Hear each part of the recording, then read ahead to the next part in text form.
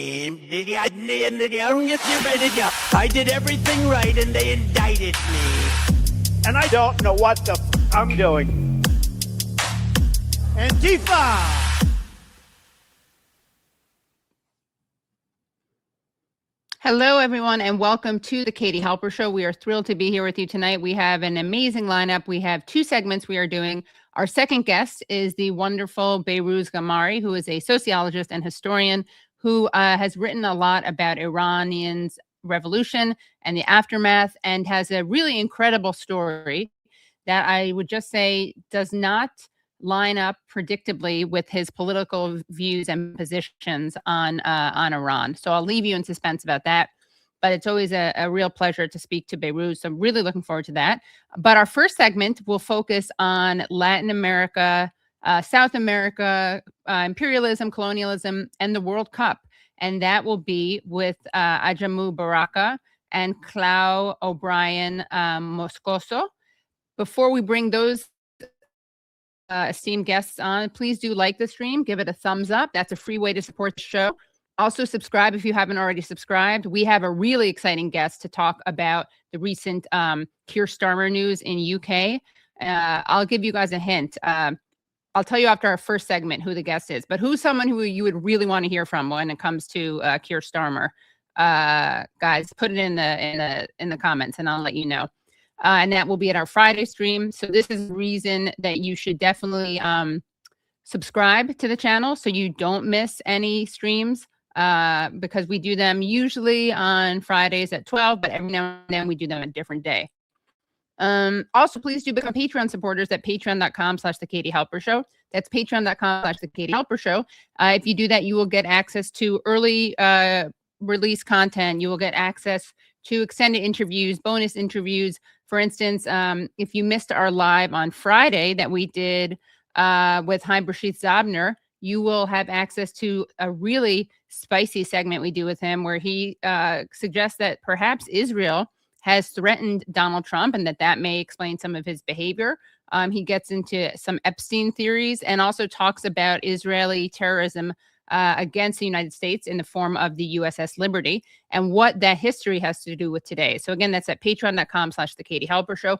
You'll also have early access to a debate that I'll be hosting between, wait for it, Yanis Varoufakis and John Mearsheimer about China. So that will be fascinating. Again, patreon.com/The Katie Halper Show. We could not do this show without your support there. If you can't do the $5 a month level, which is just, by the way, 25 cents a day, Monday through Friday. So it's not even 25 cents a day, 7 days a week. But if you can't pull that off, but you still want to be part of the show and support the show, you can become Patreon supporters at the $1 a month level. And in fact, during the show, I will read some of the names of the most recent Patreon supporters because we love acknowledging you guys for your support, whether it's at the $5 a month level or the $1 a month level. Okay, so without further ado, we are bringing on our first two guests. Coming back to the show, show favorite, Ajamu Baraka is a human rights defender whose experience spans 4 decades of domestic and international education and activism. He is a veteran grassroots organizer whose roots are in the Black Liberation Movement and anti-apartheid and Central American solidarity struggles. He was the 2016 vice presidential candidate for the Green Party of the United States, and he's currently the national organizer for the Black Alliance for Peace. Welcome back to the show, Ajamu. It's so good to be back. Thank you so much, Katie. So good to be with you. Thank you. And we are bringing on to the show, making her Katie Halper Show debut, Clau O'Brien Moscoso, who is a journalist, organizer, and co-coordinator of the Black Alliance for Peace Haiti Americas team. Originally from Barrios Altos, Lima, Peru, and raised in Kearney, New Jersey, she writes and advocates for anti-imperialist sovereignty, racial justice, and human rights throughout Latin America and the Caribbean. And she's a regular correspondent for the Black Agenda Report. And she recently interviewed Evo Morales, which is very exciting, the former Bolivian president. And she's also been doing some great organizing locally around immigration and also around FIFA. So welcome back. Welcome for the first time, Clau, to the show. Peace. Thank you so much for having me. And Katie, before we go forward, I need to make a couple of quick corrections. Oh, okay. I really appreciate the fact that you said 4 decades. That eliminates 1 decade, and I'm feeling younger as a consequence. But it's been 5 Okay. decades.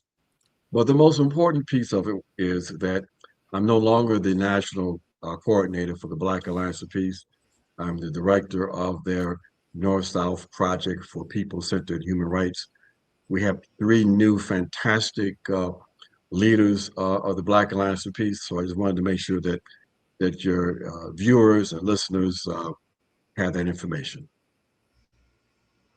Great. And we will update that in the description. And now everyone watching will know. So thank you for that correction. And I think I just saw the 5 decades and I said, that's impossible. It can only be 4. No, I think I must have read something that had not been up to date. So thank you for corrections. And again, by the end of the show tonight, it will be updated. So I wanted to ask both of you, what is political about as political, which is the World Cup. And this is something, of course, that does unite a lot of people around the world. It's called football in South America. It's called soccer here in the United States. But what are you guys calling for? Because you actually have a campaign around the World Cup. And maybe, Ajamu, we'll start with you. And then, Clau, you can tell us about where you just came from. Yeah. Well, Katie, the World Cup is very political. In fact, that is the issue. The very fact that the U.S. has been allowed to host the World Cup is a political decision, especially in light of the kinds of activities that the U.S. has been involved in over the last few years. We can go further than that, but at least over the last few years. You know, Katie, if any country on the planet have been engaged in a series of behaviors we see on the West Bank of Palestine, they would not be allowed to host the games. If any other country had engaged in a war of choice and attacked another country simply because it could, resulting in death and destruction, they would not have been allowed to host the games. If a nation laid siege on a sovereign nation of Cuba, they would not be allowed to host the games. If they were engaged in an ongoing genocide in Gaza, resulting in thousands of deaths, they would not be allowed to host the games. But yet, the U.S. that's involved in all of those activities have been allowed to host this celebration of the planet. And we believe that was an obscene decision and one that required opposition. And so we came together and we formed a coalition called the Anti-Fascist Football Coalition. And we raised the issue of the U.S. hosting the games, and we demanded that FIFA move the games. Well, of course, they didn't move the games because all FIFA was thinking about was basically the possibility of making, 10 or $11 billion from the games. And so the games went forward. So we had to take the only logical and principled position, which was to, in fact, call on the international community to boycott the games. And that's what we have been involved in for the last few months, raising these issues of the obvious political and moral contradiction of the games taking place in the U.S. And raising our voice in opposition to any attempts to try to sports wash, if you will, normalize genocide, and to continue with the lack of accountability, in fact, the impunity of the U.S. operating beyond the bounds of international law and morality. Well, I mean, it was a rhetorical question in case people didn't know. I do know that it's political. In fact, it's the only reason as someone who doesn't really follow sports that I follow these games, because of the fascinating history. Going back to, I mean, sometimes the history is sometimes right now it's a very scary history, and we can trace that back to Chile and the stadium where Behrooz was killed, for instance. I'm actually going to ask you the next question, Clau, and I'm going to remove myself from the screen because I just realized that my internet, I think, needs to be plugged in and unplugged. So I will hear you because I'll be watching on my phone, but you won't see me, but I'll be listening. So Clau, what can you add to this? Both the present campaign, also, I know you just came from a fan zone, what that means for people who don't follow sports like me, and what your connection is to this issue. Yeah, well, so as Comrade Ajamu was saying, right, the World Cup is, you know, in the U.S., USians don't really, I mean, you call it soccer and it's football in the rest of the world, right? But it is, the eyes of the world are on this game, right? Like millions, billions of people outside of the U.S. are watching this, and in the U.S. too, right? So it provides a legitimizing force, right, in this sports washing, right? So I just came back from the England fan zone in the Ironbound of Newark, where England versus Ghana was playing, the Black Stars were playing, right? And raising the contradiction with some of the folks in Black Alliance for Peace and in the Anti-Fascist Football Coalition that are working locally to engage the masses of the people and talk about, I mean, it's an amazing feat to be in the World Cup, right? We don't want to necessarily take that away, right? That pride. But we do want to say, like, particularly around England, right? There's a lot of contradictions, right? Palestine Action being one of them. I mean, if we're specifically talking about Palestine and England, this starts with the Balfour Declaration, right? So even historically, we can engage this issue, but currently, England is not allowing people to even say Palestine, right? Are jailing, you know, people that dissent, like the activists with Palestine Action. And, you know, I think it's also really important, and maybe Ajamu, you can speak more to this, right? The importance of an African formation in calling for a boycott within the belly of the beast, right? Like, sort of like, hey, we're in the house, boycott us, right? Exactly. I mean, that's a very important point that people need to be aware of. The fact that a Black internationalist, anti-war, and defender of human rights made this call. And we made this call in solidarity with other colonized people, in particular in solidarity with the people of Palestine, of Venezuela, of Cuba, of the undocumented in the U.S. who've been terrorized by ICE, on behalf of the Black political prisoners and indigenous political prisoners in the U.S. We have made this call to raise up the issue of human rights and the fact that we have a globalizing fascist movement led by the U.S. and that we weren't going to allow FIFA and the World Cup process to distract us from what we need to be engaged in, and that is effective political opposition. We were not going to allow FIFA and the U.S. and their corporate sponsors to normalize the kind of lawlessness that we've seen over the last few years that have intensified.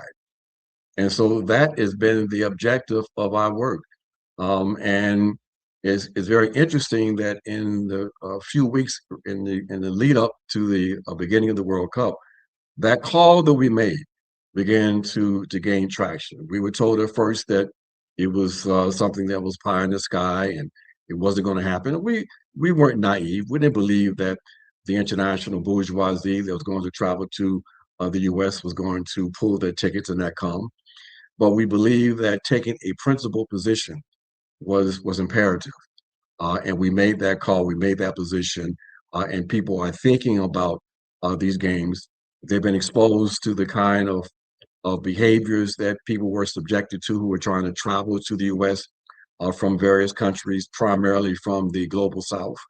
And people began to question the wisdom of attempting to host a gathering like this for the international community in a country that is clearly on the road, or many of us believe already have arrived at fascism.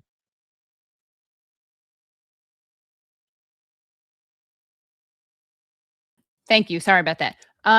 I've reconnected. So, but I also heard everything you said. Now, Clau, before we move on to this discussion and also discussion of fascism, I want to know if you could share these two videos that you sent me, where they were taken and what's happening. Anything you need to tell us about what's happening before you play them, and where and when they're from? Not really. If you play the one with me first, it kind of explains a little bit, but the one with JP sort of lays out work that we've been doing. Great. So if you want to start with the one with me and then my comrade.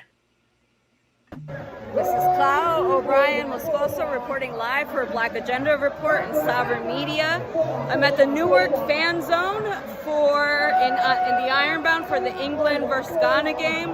We're out here watching the Black Stars, and we're talking about the contradictions of this game, right? The contradictions that England and the Palestine Action lawsuit. So we're here talking to folks. Follow me for more. Okay, great. And let's hear your comrade next. Peace, everybody. This is JP with the Black Alliance for Peace, New York City, New Jersey. And we're out here at the Fan Fest, Fan Village for the FIFA World Cup. It's England versus Ghana. And we're out here letting folks know about the contradictions that the match represents. We're talking to folks about England's complicity in the genocide in Palestine, and also just right here in Newark, New Jersey, I've been talking to folks about how just up the road, about 10 minutes, is a Geo Group facility called Delaney Hall, where they're holding Africans, they're holding all sorts of people. And so we're just trying to raise the contradictions to let folks know that, like, while the World Cup final is also just 10 miles away from here in Delaney, that we need to talk about this. We need to be talking about these things. And I'm out here as a part of the broader effort to tell people to boycott the World Cup, to boycott the United States, and to shut down Delaney Hall, to abolish ICE, to free Palestine, and to say that we must reject U.S. imperialism, defeat U.S. imperialism, to make our Americas a zone of peace and make the world that we need. So how are people responding to this, by the way? Positively. I mean, people are. We say enjoy the games if you go to them. The call, of course, was for the international community, but I think people understand the context of the moment, and people have not been hostile. They have been receptive to the message, and that's a good thing for those of us who organize. Right. Yeah. And Clau, did you have any good interactions just now? Yeah, no, people are completely aware of the fact and all of the reasons why, you know, the World Cup should be boycotted. I think even people that aren't political and are seeing what's happening are like, yeah, no, this is crazy, right? When we speak to our, you know, comrades and Palestinian organizations, they're most excited about what comes next after the World Cup, which is Boycott the U.S., right? A BDS USA movement. Because we understand too, right? Like, of course, Zionism is a contradiction here, but Israel will not be doing what it's doing without U.S. support in every way. So in order to sort of sharpen that spear, that tip of the spear, that we actually need to say, here is the primary contradiction. And so we need to boycott this. Right. Yeah, great. Yeah. I mean, I've talked about this with other guests, but one of the things that really bothers me about the America First articulation of what's happening in Israel is this idea, and I've literally heard people say it, like, this isn't who we are, you know, supporting genocide isn't who we are. Maybe I would like to think that, like, maybe for many people here, it's not, but it's certainly not, it's not a historical departure. I mean, perhaps in magnitude, but it's certainly not a historical departure for the U.S. government. And I think it's important to remind people of that. So I appreciate what you just said, Clau. I wanted to cover a bit of the racism and xenophobia that we've seen in the context of FIFA this year. So there have been these immigration checks, hassling of certain teams, mainly from the global south, refusal to allow in staff supporting crew member from Iran. And in terms of the treatment of Iran, according to NBC, and we have this headline, Homeland Security is changing guidelines for Iran soccer team's next match. A spokesperson said the department will allow Iran to travel to the next game location a day early. Wow. Okay, so wow, a day early. As per the article, the team will now be allowed to travel to Seattle 2 days before its game, allowing an extra day beyond the 24-hour window was given for its first 2 games, but it will still be asked to depart after the match wraps up. So in other words, they can't sleep in the United States. They have to fly right away. So what are your responses to that, to this generosity? Wow. Okay, here I am. Yeah, I mean, it's kind of crazy that this is even a thing, right? I mean, even with the Iran-Belgium game, for example, right? They took a goal away from Iran, and FIFA said, we're going to apologize, but they're not giving Iran the points, right? So that's like one of the many contradictions that I think we can point to, saying that, one, this is sabotage, just straight up, right? But even despite all that, look at how Iran is playing, right? Like they have, the backpacks of the Manab 168, the children that were massacred, right? They are consistently, showing grace on the pitch, on and off the pitch. So I think, yeah, it's pretty amazing to see how the Iranian team is doing. We also want to say that I think it was yesterday or the day before, Iran played in LA, right? The Iranian monarchist Gusanos. I thought Cuban Miami Gusanos were the worst. Holy crap. No, I was so wrong. And they're there, and what can they say, right? They're out here with their monarchist flag. The children, it's 168 children. What do you say to this? So I think it's it was really good for our folks to be out there pushing back against that. I didn't send you the clip for this, but on Sovereign Media, one of the reporters, Charles Shue, did a really good report on what happened in LA. And this is part of the anti-fascist football coalition that we have working with for the past few months. The first phase being Move the Game. Now we're in the second phase of Boycott the World Cup, Boycott the U.S. And we've been working with 35 plus organizations, not just in the host countries, the 3 host countries, but in Iran and Gaza, worldwide. So yeah, it's good that we have a lot of, grassroots support in this, and that we're mobilizing our folks, but it's imperative to have opposition to this. And if I can, let me add one additional piece. That again, this is another example of the absurdity of the games taking place in the U.S. If a host nation would have done what the U.S. did in suggesting to FIFA that it could not guarantee the safety and security of a team that was participating, that would have been enough, again, to pull the games. But the Trump administration was quite clear, saying that basically we can't and we won't guarantee that. This is another example of the kind of absurdity and obscenity of the games taking place in the United States of America. Right. I wanted to also show a tweet from the North-South Project for People-Centered Human Rights, which is your organization, Ajamu. Let's take a look at what they said. On June 21st, it's that tweet, Red. On June 21st, Iran's national football team secured a goalless draw against a heavily favored Belgian side in their second match of the 2026 World Cup.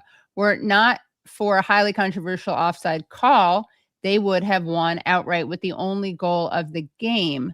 And then actually what I wanted to show was the very clever tweet from Ajamu in response to that, which is the response about this is a metaphor, Brad.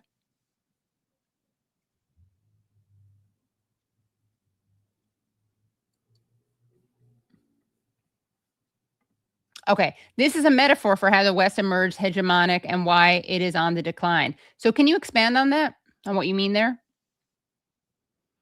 That basically the U.S., it will get what it wants through the force of arms. If the playing field is even, it will make sure that it's unfair.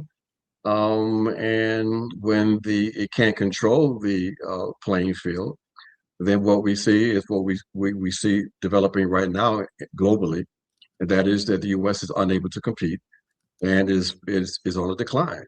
And the only way that they're going to, and the attempt that they're trying to make to try to put a brake on that decline is, again, falling back to their most effective tool, which is the tool of force and arms and war. Right. Yeah, precisely. So I wanted to also play a video, quick video of FIFA President Gianni Infantino on his relationship with Trump and how they plan on handing out the championship trophy this year. Yeah. Will the president be giving out the World Cup? We will be together with the president, enjoying the final and handing the trophy to the winner, of course, together. Together you'll be doing it. Of course, we are together all the time. Well, you're about halfway through. You have to be pleased, and I just love what's been happening so far. So what's your response to this unity that we're seeing between Trump and Infantino? Well, it's consistent. I mean, FIFA is a institution, a structure that emerged out of the West beginning in 1904. And it reflects the kind of power dynamics that are now hegemonic in the world. That basically it is a Western institution. In the process of its evolution, it basically colonized international football. And so for it to be joined at the hip with the greatest monopoly of gangster capitalism on the planet, the United States of America, makes perfect sense. And the way in which they have commodified international football, yes, again, is a reflection of the hegemony of neoliberalism and the utter corruption of a game that millions of people around the world love. Yeah. Yeah, and aside from Infantino, the former president of FIFA, Sepp Blatter, like he was in the Panama Papers, right? This is a corrupt gang that uses football as what they get money from, right? So as Ajamu was saying, right, this is a capitalist imperialist class that has taken over the game. And not only, I would say that FIFA is complicit in this by the very fact that the games are happening here, but specifically with the Gaza peace plan, FIFA is set to support the creation of 50 football stadium pitches on literally on the ruins of Gaza, right? So I think they go beyond just being complicit to like full partner in genocide. Right. Yeah.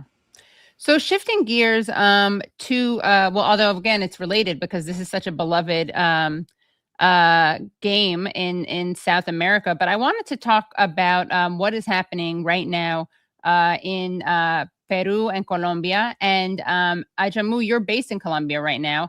Clau, you're from Peru. So Ajamu, let's start with you. Tell us about the elections in Colombia. What do we need to know about them? What do we need to know about the people running? Well, we have the possibility of a new right-wing president in Colombia.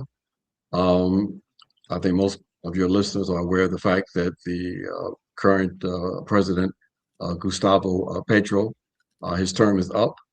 And Ivan Cepeda, who ran under the banner of the historical PAC, the same party that brought Petro to power, was the candidate for this year to provide some degree of continuity hopefully for the progressive politics of that administration. It appears, though, as a consequence of perhaps fraud, intervention on the part of nefarious forces, including an allegation that Petro raised that Israel may have been involved in hacking the election. It appears that the right-wing president is going to be named. That may take place as early as tomorrow, but at the latest on Thursday.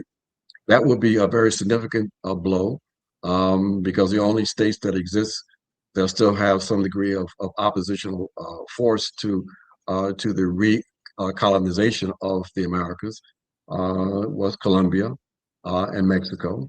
You can't even put Brazil in that category. So this will be a significant step forward for the plan of the U.S. to basically shore up its base in the Western Hemisphere by getting rid of another progressive government. And now if that happens, then the focus would be on Mexico. So it has regional and, in fact, global implications. Right. And what would be the motive of Israel if it were to have been intervening? Why would they do that? Because the Israelis are fascists also, and they have they are cooperating with the lead fascist power, which is the U.S. There's something that is called Honduras Gate, in which it was revealed that there was one aspect of their cooperation was revealed when the U.S. and Israel worked together to get the former president of Honduras sprung from his sentence in the U.S. as an international drug pusher as a consequence of a pardon by Donald Trump, and that was part of them shoring up right-wing forces in the region. Israel has an interest in Latin America. It is a major arms seller. It trains various police forces and military forces here in the region, and is part of the global plan, basically, to ensure that it survives as a fascist settler entity, but also that is in alignment with the plan on the part of the U.S. To assert itself globally, to make sure that they're able to protect and shore up and advance the interests of the collective West that Israel sees itself as a part of. Right. And tell us more about these two characters, what they represent, and their own biographies. The two candidates. Well, De La Esprada is a lawyer. He was notorious for defending a number of big drug lords in the country. He's a business owner. He's part of the extreme right. It was clear that the right wing didn't have a charismatic leader, and seemed like that there was a real possibility that Zapata could win the presidency. And so he was sort of brought out of nowhere. He is a U.S. citizen, and he gives some very dynamic right-wing speeches. And he is on the way to the presidential palace. Now, what's dangerous about this in so many ways is that one of the things he said he was going to do once he ascended into power was to disembowel the left. That's a very serious comment in the context of Colombia, because we know that from Colombian history that is in fact how the Colombian elite deals with the left. In fact, the Patriotic Union suffered thousands of deaths when it attempted to enter into above ground electoral politics. And so people take that threat very, very seriously. And of course, Iris Zapata on the other side represents the progressive social forces, unions, Afro-Colombians, indigenous, working class people who are trying to continue with a progressive trajectory in Colombian politics. They want to see an end to the armed conflicts. On the other hand, the right-wing candidate says it's going to end any kind of communication with these armed groups and bring back the Colombian national security state.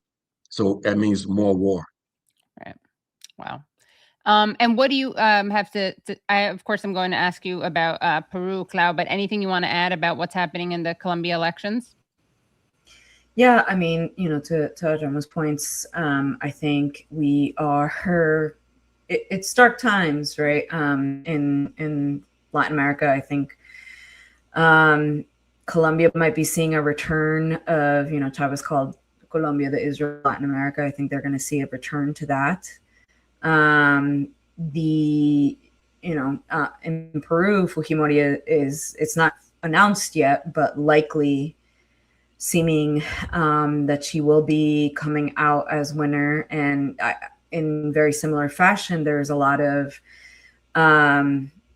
intervention from the U.S. Ambassador, and that's been the case for decades, right? And Fujimori obviously has a very long history in Peru. Her father was the former genocidaire and dictator of Peru during the 90s. What's called the internal armed struggle between from 1980 to 2000, where on the low end, the numbers are over 70,000 murdered, massacred, mostly in the mining corridor of the Andes. And I mean, to this day, we're still finding mass unmasked graves, right? And so it obviously continues to be an issue. But I think more importantly, right, I mean, mentioned before that the Colombian, this guy is born in the U.S. Similarly, Noboa was born in Ecuador, not born in Ecuador, actually, famously. Right. Born in Miami, Rodrigo Paz was born in Spain. Right. Rodrigo Paz was born in Spain, right? He's the son of a former Bolivian president who was forced into exile. So I don't think this gets talked about very often, but the Vox party in Spain, right? They signed the Madrid Forum a couple of years ago, and all of these governments signed on Keiko Fujimori's party.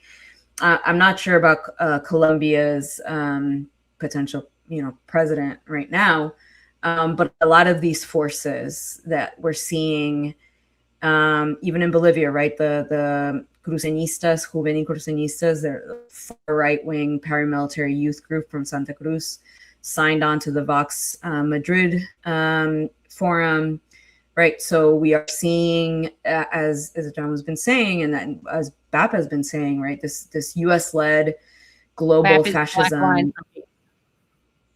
Yes, BAP is Black Alliance for Peace. As we've been saying, right, this is a age of neo-fascism, but it's a declining empire. However, like any dying animal, it is thrashing out, and these are very violent times. Right. And what can you tell us? Well, I guess let's see. About fraud allegations in Peru. Yeah. So for a lot of the fraud allegations. So in the pre-vote count, it had Sanchez, who's the Juntos por el Perú party candidate and the left wing candidate winning by far, by fairly large margins. Keiko, I mean, this is her fourth time running. I can't imagine that the people of Peru actually, I literally cannot imagine this, that that people voted for her. I covered the election on election day in Queens at Queens College, because that's where the, where New York Peruvians were voting. And of course, right, like the diaspora vote tends to be more on the right wing. But even, with not just, so I'm in BAP, obviously, but I'm also in a Peruvian diaspora organization called Calpawan. And we mostly sort of agitate and do a lot of political education with Peruvian diaspora youth. And the youth is like, we're not, I don't think that we have as much near or proper memory of the anti-communism of the 80s and 90s. So it's less. I think that works less with us as it does with our parents, right? Mom would never vote for Fujimori because we're from Barrios Altos, where one of the massacres took place in 91, right? The 8-year-old boy that was massacred in Barrios Altos, that was my friend. So this is like, we it's not just, theory, although sure it is, but this is like, personal people's lives, right? During the Fujimori regime, he sterilized over 300,000 indigenous women. To this day, have not gotten reparations, nothing. So I think, and we've spoken about this within BAP, right? The sort of backlash. This is what we're seeing now, I think, is a backlash of what the pink tide was. But, the response to that is going to be blood red. Meaning like the masses of the people are going to, move further than they did during the pink tide. That's what you're suggesting. 100%. Yeah. And what can you tell us about this massacre? And I'm sorry that you were friends with the victim of this the killing of this 8-year-old boy. What can you tell us about this? Yeah, this was a massacre that took place in Barrios Altos in 91, November of 91, if I'm not mistaken. It was a pollada, like a fundraiser where people make, Peruvians are very famous for rotisserie chickens, pollo a la brasa. So a lot of our fundraisers end up being like big family dinners. So they were having a pollada for this kid's birthday. It was his birthday party. And a armed paramilitary group, Grupo Colina, which was later found out that they had funding from Fujimori and the CIA, shockingly, killed 15 people in this pollada. A year later is when we migrated. Wow. And I'm sorry about that. My condolences. And just to return to the allegations of fraud in Colombia, by the way, this is what I'm just reading from Al Jazeera. So why is Petro alleging fraud? Petro took to X to denounce in a series of posts what he said was voter fraud committed with the help of Israel and Prime Minister Benjamin Netanyahu. Petro said there was evidence of manipulation of Form E14, the official handwritten tally of sheets filled out by poll workers at each voting station. The form is a physical record of the vote count and is meant to prevent electoral fraud. It is filled out by hand, and digital scans are also uploaded to the National Registry's portal for public auditing. If found to have errors, parties may request a recount. Petro alleged that foreign actors accessed the National Registry's website and rewrote voting data on some E14 forms. Quote, today we have evidence of a change in IP addresses of several servers of the National Registry, he posted. This means that the software was compromised and others wrote data for polling stations and voting posts. The only entity in the world capable of doing that is the state of Israel. I mean, I think the United States could do that too, no? But Petro added, without providing evidence of Israel's alleged involvement, Petro said his party had requested a technical audit of the voting software before the elections and asked authorities to retrieve the digital footprints of all digitally transmitted documents to avoid modification. He claims those requests were ignored. The outgoing president shared videos of what he alleged captured the premeditated modification of E14 forms. He also claimed the manipulation was done from the offices of the Bautista brothers. Anything you guys, we can move on, but do you want to add anything about the Bautista brothers? Only that this is a corrupt family that provides the voting machines for Colombia. There's been allegations against their corruption in other elections. Is another example of what happens when you allow private companies to have that kind of power to have an impact on your electoral process. So this time there may be some physical evidence that can be surfaced that will put a real damper on the attempt on the part of the U.S. and others to ensure that there is a right-wing new government in Colombia. Right. So the issue of legitimacy is going to be a real contending point going forward.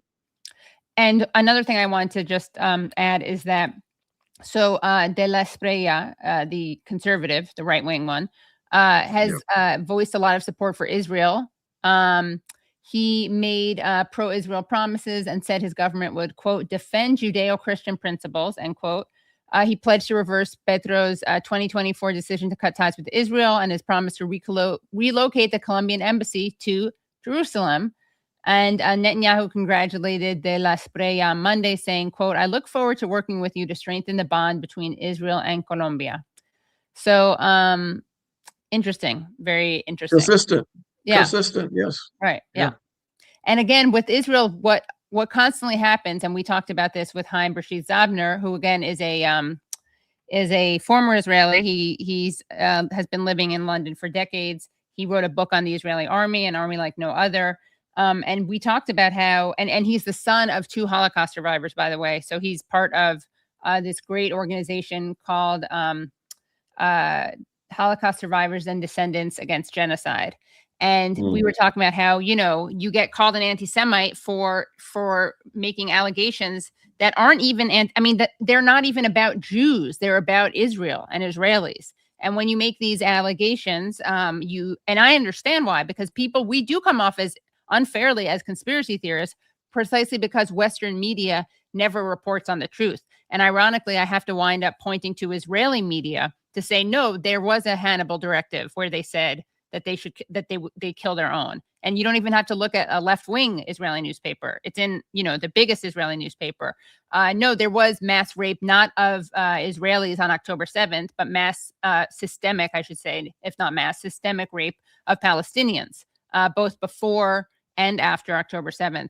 And so because of the way the media covers for Israel and whitewashes Israel's crimes, if you're not actually connected to alternative media, then we, those of us who are and actually have access to the truth, we're the ones who sound crazy. So, Exactly. Yeah. Look, one of the most effective weapons that have been deployed now by Zionists was their successful attempt, not just attempt, but their successful move to collapse Zionism with Judaism, right, and to collapse Zionism with the state of Israel.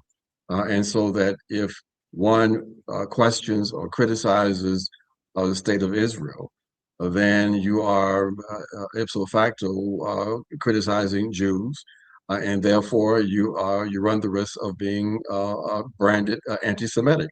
right. I mean, that the International Holocaust Remembrance Foundation, that's a political movement that's been quite successful in conflating those two elements, and has now created a very effective weapon, because now you have people who are openly saying that if you criticize Israel, then you are in effect anti-Semite. Right. Which again, this is not my priority, is not Jewish safety, but the irony is, as a Jew, I would really appreciate if people did not do that, because the world sees what's happening in Gaza, justifiably, because it is this, as a live stream genocide, and the claim that all Jews support this is just disgusting. And obviously, it just shows you how cynical the people who talk about Jewish safety are, because if they cared about that, they would never go around saying that Jews are a monolith who support Israel. But they don't care about Jewish safety. In fact, you need anti-Semitism because they need that to justify Israel's existence, et cetera, et cetera.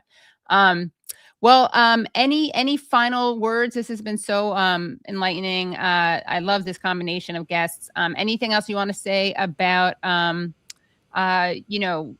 about empire, about hegemony? Well, check out peoplecenteredhumanrights.com.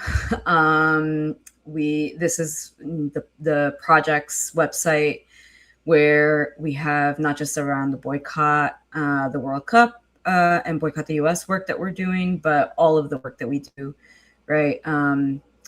Last year, we went to Ecuador, actually, on a election observer delegation, specifically in Afro-Ecuadorian sectors, right?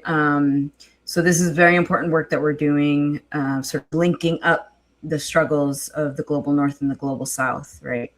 I was in Bolivia last year for Indigenous Peoples Day. It was the first encuentro of the intercontinental anti-colonial movement, and I spoke on behalf of BAP, Black Alliance for Peace, and I spoke on Haiti, right, specifically on the new multi-purpose or multi-service support mission, whatever, the new U.S. UN occupation of Haiti that has been continuous since 2004, and really since they, became the first Black republic in the Western Hemisphere. So yeah, check out peoplecenteredhumanrights.com, blackallianceforpeace.com, Black Agenda Report on Wednesdays. Yeah, great. Also, Ajamu, I will hand you the final word, but I would be remiss if I didn't give you the chance to react to a clip. I did want you to react to a clip of, I'm sure you're a big fan of Susan Rice. And she had something interesting to say, not surprisingly, about the Iran war. I know that the great Glenn Ford, I believe he coined the term the Black Misleadership class. So let's take a look at what Susan Rice said, and then I would love to hear your response to her. And this, again, is her being asked about whether or not it's good that the war with Iran is over. Isn't a weak peace agreement better than a resumption of a war, which I know you opposed from the start? I opposed this war because it was a stupid war, and it was obvious that when you wage a stupid war, that every prior president had the wisdom to avoid, that you were going to end up with either bad outcomes or worse outcomes. So this ends what you saw as a stupid war. It ends a stupid war. You get bad outcomes or worse outcomes. This is a very bad outcome. I obviously think we shouldn't have been in this war in the first place, because it was obvious for decades that the only way to resolve this problem is through diplomacy. And now we're back to diplomacy with a far weaker hand. Yes, their military has been degraded, but Iran has now figured out they can use the Strait of Hormuz to hold us and the global economy hostage anytime they want. And they've been playing that game over the last 48 hours. But just to make that fine, because Ro Khanna, Democrat Ro Khanna, said that he supports this agreement, even though he says it's a shadow of the one you helped negotiate with for President Obama, or helped put together for President Obama. But he says he supports this because it ends the war, and that's the important thing. We shouldn't be in this situation, John. This was an extraordinary strategic blunder. We are in this situation. And we have suffered enormously. The American people have suffered. We've lost 13 servicemen and women. We have paid over $50 billion of taxpayer money for a war we never should have waged. The American consumer is paying more than $50 billion in increased costs. Our standing in the world is weakened. And we've shown that when the United States, the greatest military on the face of the planet, and the Israeli army, the Israeli military throw the kitchen sink at Iran, they can be left still standing, which weakens us globally. So no, she won't say that a weak peace is better than a continuation of war.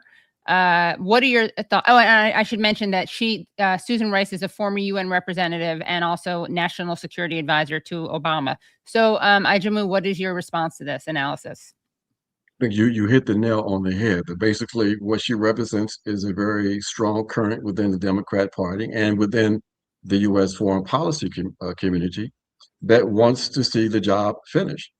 There's always this current that believe that Iran had to be destroyed, and in fact, that current is still the predominant one, and that's why many of us believe that what we're going to see over the next 60 days is primarily a pause. And that the conflict will, in fact, pick up again, because there is a real commitment, a belief that the only way that the U.S. is going to be able to maintain its presence in West Asia, to maintain the predominance of the petrodollar, is to make sure that it does not get pushed out of the region, and that is able to keep its vassal states in line. And that means destroying the only state in the region that can disrupt their plans for regional domination, and that is Iran. So it's not over. And there are significant forces in the Democratic Party that take that position. And that's why we say that both parties are, in fact, warmongering parties. Yeah. And by the way, we should give Susan Rice credit for being a a Renaissance woman of absurd positions. She also said, but as you said earlier about something totally consistent, she also said that, you know, the Russians were behind the George Floyd protests. So, right. Yeah. Exactly. Yeah. It can't be black people and other people of conscience who are opposed to the slaughter that takes place every year in the U.S. By the U.S. military that we call the police forces. Right. Yeah. It has to be the Russians. The Ruskies are up to it. Yeah. I mean, which we heard. I mean, that was a big common refrain during the civil rights movement also. Exactly. So. And Katie, the last quick word for myself on this, and again, we appreciate you bringing us on. I know this may be somewhat different for many of your viewers to see African people, African Americans, African people playing the role that we play in the Black Alliance of Peace. We are a internationalist organization, anti-imperialist organization, pro-peace, and pro people-centered human rights. In the tradition of our movement, this is the centerpiece of how we have moved for decades here in this country. And so we have a perspective, we have a position on all of these issues, and understand their interconnectedness, and understand that ultimately, the only way we're going to be able to advance our interests is for those interests to be grounded in the broader interests of the working class and other colonized people, in order to basically put a break, not just a break, but to defeat the forces that are responsible for the continuation of the kind of death and destruction that characterizes the current political environment. So we're about struggle, we're about protecting human rights, and this campaign that we're involved in right now is just one aspect of the work that we are involved in. So we hope people will support us. We get no big funding from these philanthropic organizations. We depend on the people, and we hope that you all help us to continue this work that we have embarked on.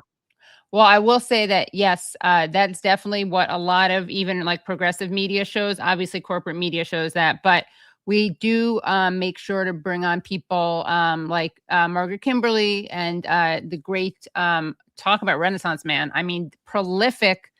He must never sleep. Historian Gerald Horne. I mean, it's unbelievable. Like as soon as I have him on for one book, it's out of date. It's no longer his latest book. Right. Abuyami Azikiwe. I'm hoping. Azikiwe, yeah. And Cherise Burdenstelli. So Dr. CBS. Yeah, she's a BAP member also. Yeah, exactly. Yeah. And we were one of the few places to cover what happened to the Uhuru movement and Amalia Shatella. Yes. So yeah, so my audience. Yeah, we saw that and appreciate that. Yeah. Oh, great. Yeah, of course. Well, we appreciate everything you do, and come back on, please, and have a great night. And thank you for everything that you guys do. And we will correct your bio. Don't worry, Ajamu, we'll correct it. Although I would like it if people thought I was out there for fewer years, but you're so honest. Yeah. Okay. Right. Thank you so much. Thank you so much, Katie. Have a great night. Thanks so much, Katie. Bye. That was great. Oh, what a great combo. I really love when we have guests. I love, individual guests, and then I also love bringing guests together who really like. I mean, each of these guests are wonderful guests on their own, and I'd be happy to have them on their own as well. But people really are often like, what is it? The sum is greater than its parts or something. I'm getting the expression messed up, but we are so excited. Oh, let's see. How are we doing on likes? I'm sorry to chastise you guys, but how are we doing on likes? Because I have to train you guys. Let's see. We are doing okay, we're doing pretty well. If you haven't liked it already, please do like the stream. Brad, let's take a quick Behrooz. We are going to bring on Behrooz in like literally 2 minutes. And apologies for the delay, everyone. Let us just do a little palate cleanser, although it's not really palate cleanser because we're going to be talking about what we just left off on thematically with Behrooz. But I do want to tease this Patreon only interview that we did with Chaim Brashid Zabner. And if you haven't seen it and you want to, please do join patreon.com/The Katie Halper Show, patreon.com/The Katie Halper Show. So let's take a look at this. And by the way, this is a discussion where we talk about how you're accused of being a conspiracy theorist if you dare criticize Israel. There is a theory going around that the Israelis have intimated either to Trump or to someone who he listens to that his life is in danger. Of course, his life can only be in danger from Israel. So he knows that. And apparently he was told this. We don't know who was behind the 2 attempts to murder him. We don't know anything about this. It's amazing how little information has leaked out or has been shared about those 2 attempts to kill the most powerful man in the West. But we don't have any information. But if indeed they threatened his life, knowing Trump, and we all know him on some kind of level, and kind of like very low level, but he's working on that level. You would have thought that if somebody threatened Trump, it will fire him into action. Right. All that he is doing and saying is like that. He doesn't like to be threatened.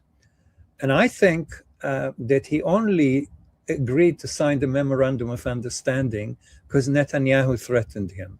What he threatened him with, I don't know. But the signs are that Netanyahu had.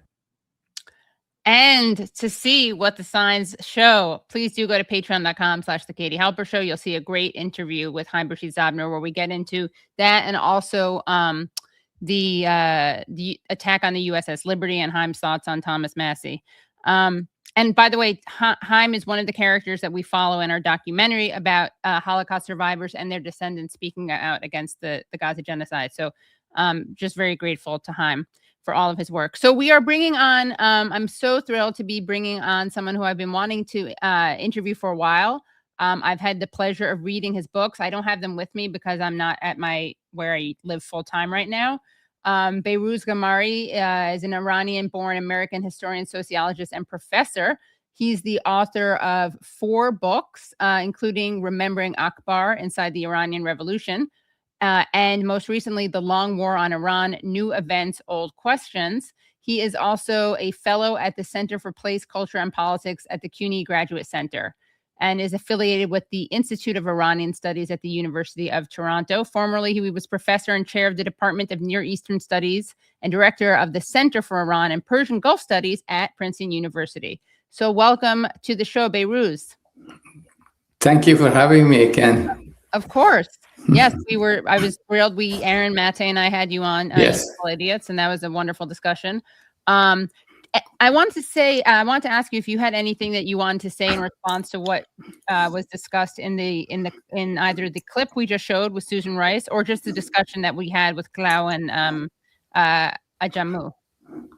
I just need to give a nod to the Iranian national football team because this was such an amazing event. It's at so many different levels, and there were so many conversations in Iranian diaspora communities to boycott this team, and this is not our national team. This is the mullah's team, and then with all these obstructions that they faced. Attending the games and not getting visa and all these restrictions that you and your guests talked about, and they come to the field and basically flipped all these Iranians who basically were thinking of not supporting and booing the team, and they all became supporters of the team on the pitch and rooting for them. And they showed and played with such a great spirit, and I think that my hat's off to them, because under these kinds of adversarial circumstances, they showed a lot of integrity and dignity while playing a good game. Yeah. How do you say congratulations or well done in Farsi? We say tabrik. Tabrik. Oh, that's not too hard. Yeah. Okay, Tabrik. Yeah. Yeah. Tabrik to the Iran team. Yeah. Behrooz, I wanted to start off by asking you about something I've heard you say that I find really fascinating, which is that, you know, so much of the media and so many politicians point to protests in Iran as a sign of how oppressive and repressive and authoritarian the Iranian government is. But you have a different take on that. Can you expand? You know, there is no doubt that the Islamic Republic has a very, and exercised this kind of repressive apparatus in the past 40 years, 40 odd years since the time of revolution. And, you know, it goes up and down how repressive they are. Sometimes there are openings, sometimes they shut down the civil society. And I always make this example of a good friend of mine from Romania who always said that, you know, when people ask me, how's life in Romania? I said that, you know, it's like a bottle of wine. You have to ask, which year are we talking about? Right. You know, this is exactly the same story in Iran. But the fact is that the reason we see these kind of protests in Iran, in addition to a reaction to repressive apparatus of the state, is also a kind of unusual and extraordinary revolutionary consciousness among Iranian people. And they learned this. I always say that this is a sort of possibly one of the greatest achievements of the Iranian Revolution of 1979. And people, generation after generation, inherited that kind of subjectivity, that kind of mentality, that they can always march on the streets and make their demands known to people in power. And it's always surprises me, although I studied this, I've been studying this for more than 30 years or so, but every time it happens, it's quite surprising to me that how resilient people are and how often they go back to that default mode of rebellion and making their demands known. And I always again say that it's not the case that Iran is so repressive that forces people to come out on the streets, because there's absolutely no competition. There are so many repressive states around the world, but actually we don't see this kind of reaction on the part of people everywhere in the world.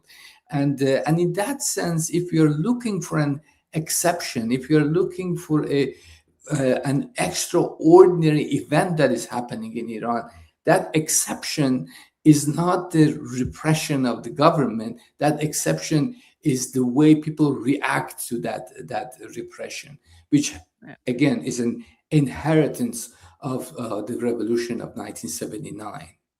Right, and I heard you say that it's not that Iran is more repressive than its neighboring countries. In fact, you would say it's actually less when comparing it.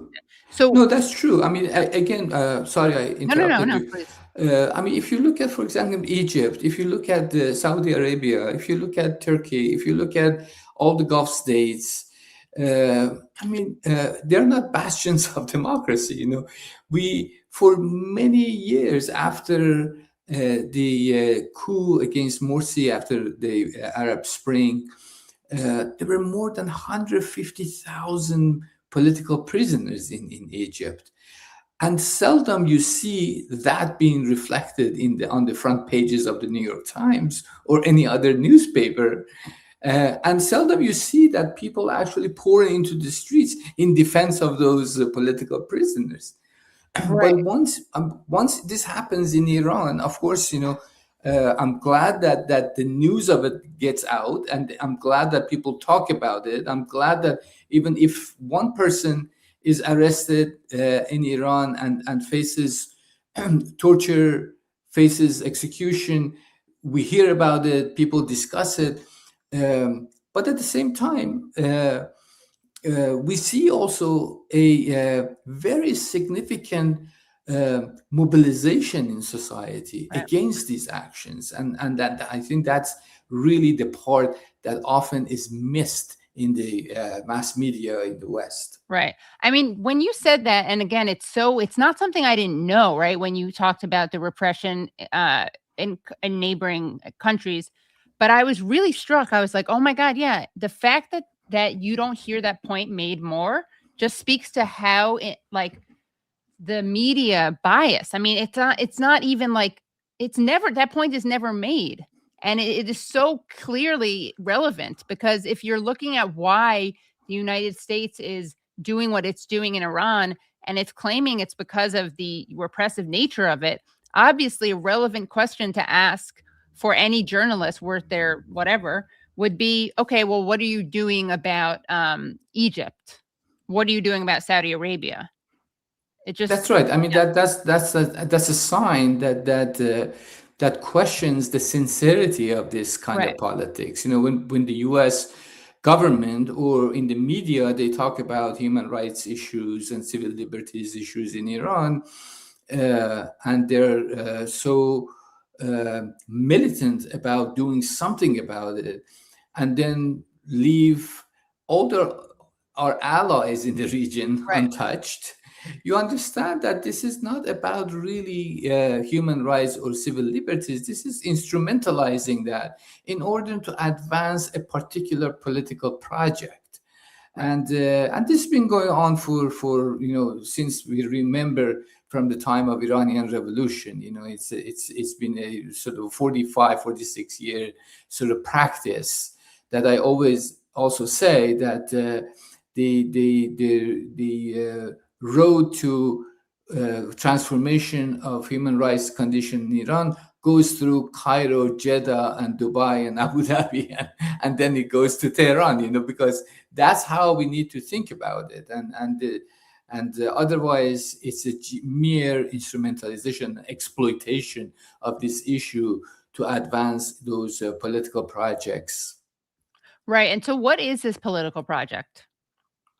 The political project is, since the time of revolution, the political project for the U.S. has been to restore the map of the Middle East back to the way it was before the Iranian Revolution. And that's the political project. And they tried so many different ways of approaching this. They tried to appease the post-revolutionary state at the beginning. And of course, that appeasement ended very early on after the radical students took over American embassy in Tehran and the hostage crisis. So there was no way of defining an appeasement project at that moment. And then they supported Saddam Hussein to invade Iran, and not only the U.S., all European countries plus and another entity that doesn't exist anymore, the Soviet Union, they all supported, and all the Arab countries, with the exception of Syria and Libya, supported Saddam Hussein war against Iran, which was the longest conventional war after the Second World War, for 8 years, and 500,000 people killed. And so that was the second way of the U.S. tried to sort of pressure the Iranian government to submit to that kind of project of going to pre-1979 map of the Middle East, meaning that Iran should not act in such a way that contradicts the U.S. interest in the region. Because pre-revolution, the Shah of Iran basically was an agent of advancing American interests in the region. I wouldn't say exactly he was a puppet and he never had any kind of agency of his own, but overall, in terms of regional geopolitics, that was his role. And then we see, administration after administration in the U.S. and also in Iran, there are always these moments that we come to points of a total war, and then it's avoided. This is total war, and it's avoided. And these are like always, the threat that the famous saying in every single American president was that all options are on the table about Iran, and these all options on the table was a boogeyman that was supposed to scare Iranians that you need to behave in such a way. And also they always use the term to behave when it comes to Iranians. Other countries have policies and strategies. Iranians always have behavior, which is sort of an old colonial kind of way of thinking about other countries. But that's generally the project, and today we see that that project is sort of diverging from what Israelis have in mind, because Israelis also had in mind, again, remember that pre-revolution Iranian state was the most important supporter of Israeli interest in the region, and Iran provided energy, gas, and oil, and to Israel, and but at some point in early 2000, Israelis decide that the best option for them is Syrianization or Libyfication of all powerful countries in the region, and that's their agenda, that's their goal. And they tried this with Iran, and to basically do something to totally disintegrate Iranian society, and in a sense, a society that is imploded on itself through civil wars, and exactly the same scenario in Libya and Syria. And Americans were not quite psyched about that possibility, because they understood that Iran is a much more powerful country than those other countries, much larger population, around 90 million people, and that kind of disintegration and chaos can easily spill over to the Gulf states. And the U.S. in that sense was not really on board with that Israeli project, but Americans wanted to create a submissive state rather than a collapsed state. Right. And that's why this war was all about this. And a lot of people thought that the U.S. wants to install Reza Pahlavi, the former Shah's son, and transform the regime. I really don't think at any point they wanted to do that. And now they're coming out openly. J.D. Vance came out and openly said that wasn't part of the project. The project was to sort of weaken the state to a degree that they cannot pose any kind of challenge to American interest in the region. And as we see, of course, that intention didn't work out as they planned it. Right. Yeah. Brad, by the way, Nate just sent you a video that's really good. So whenever that's ready, we can get to it. It's something I didn't think of. I can also play it actually in my window. Brad, let me know if you want me to do that. You want me to do that?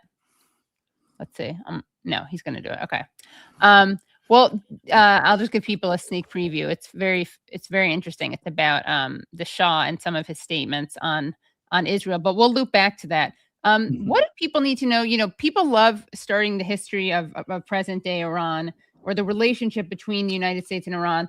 They love to talk about it as if it started with the Iranian Revolution. But you and others date it as another date. Cite another important date, which would be 1953. Yes. Can you talk about what happened then? In 1953, this is a little bit of a background on that. At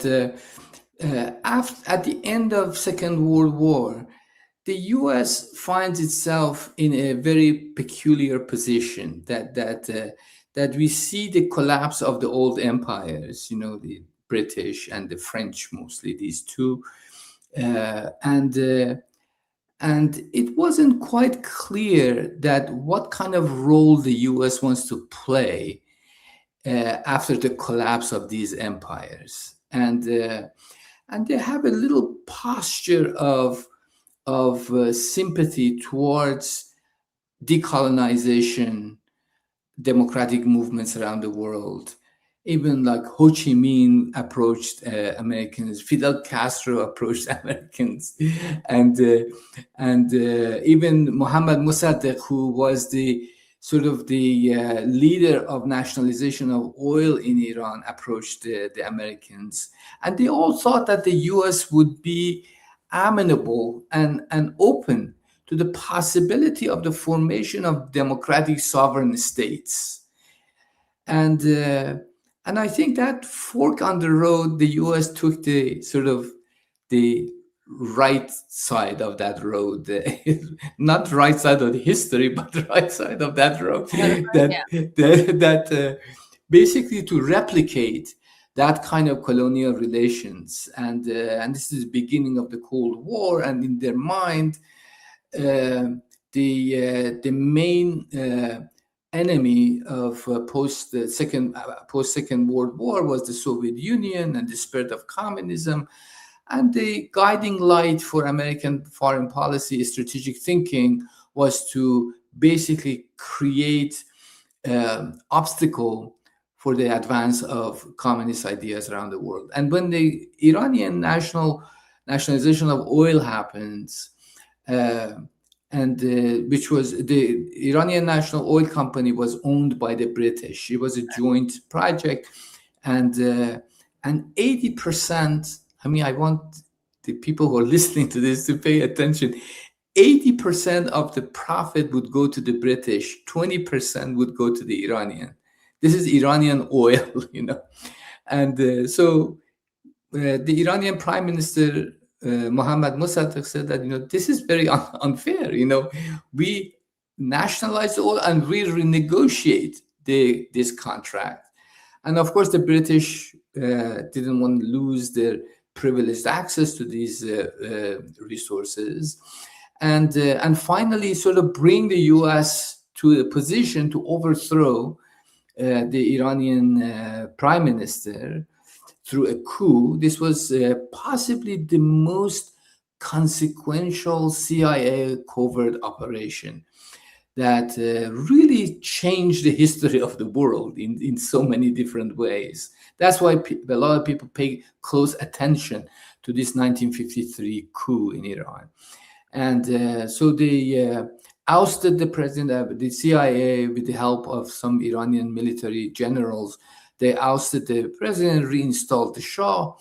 And for 25 years, in Iranian lexicon political culture, that those years are known as the dark years of tyranny. And the CIA trained Iranian secret police. They taught them how to torture. Mossad helped the Iranian Savak, the secret police, and thousands of people were arrested, tortured, many executed. With the knowledge of the CIA, with the help of the Mossad, and in so many different ways, the Iranian Revolution of 1979, I believe, was a response to that 1953 coup, and that's why the revolution was inherently an anti-imperialist revolution, and it was as radical and against the despotic rule of the Shah as it was against American imperialism, because the two were indistinguishable for that revolutionary movement. And so, of course, when people see that after the revolution there is a takeover of American embassy, if you don't know the background of this, immediately you think that these are some crazy young students who are taking over American embassy. I mean, I'm not supporting it, but I understand where it comes from, because they had experienced this, that once 25 years earlier, the U.S. concocted this coup through their networks based in the embassy, and they wanted to disrupt that possibility of a counter-revolution coup by the Americans.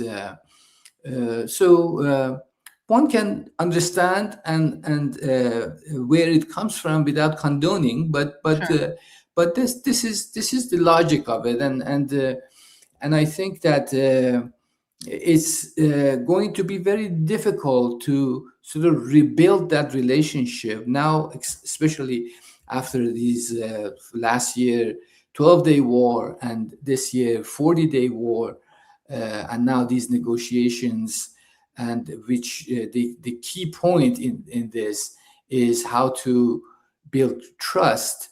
Of course, here we talk about how can we trust Iranians, but I think the bigger question is that how can Iranians trust Americans? Because again and again, they've seen that they're not a reliable partner in any kind of negotiation. Right. I mean, they often will use negotiations as cover to like engage in political assassinations, right? That's right. And and this is and you know, I think that in the past 10 to 15 years, the Iranian state has shown considerable restraint. Assassination of there are 19 nuclear scientists were assassinated by the Israelis. Iranian embassy consulate in Damascus was bombed, and 16 people killed in Damascus. The U.S. assassinated Iranian general, the head of the one of the generals of the Revolutionary Guards. Israelis assassinated Ismail Haniyeh while he was in Tehran attending the inauguration of the president. So the response from Iran was very tepid, you know, and the reason was that they did not want to escalate. They did not want to escalate. They did not want to turn this into a all-out war, because they knew if they escalate, it's going to turn into an all-out war. And at that point, everyone thought, at least in American Israeli intelligence circles, that they're basically paper tigers, Iranians. They threat, they take this sort of position of militancy and aggression, but when it comes to acting on it, they basically are ineffectual and scared. And they never understood that there is a political logic behind that. And the reason they couldn't understand that was that they always thought that the leadership in Iran is a sort of consists of these crazy mullahs, and they're irrational. You can't talk to them. They're suicidal. You can't trust them, and they don't think logically about their own interests. You know? Right.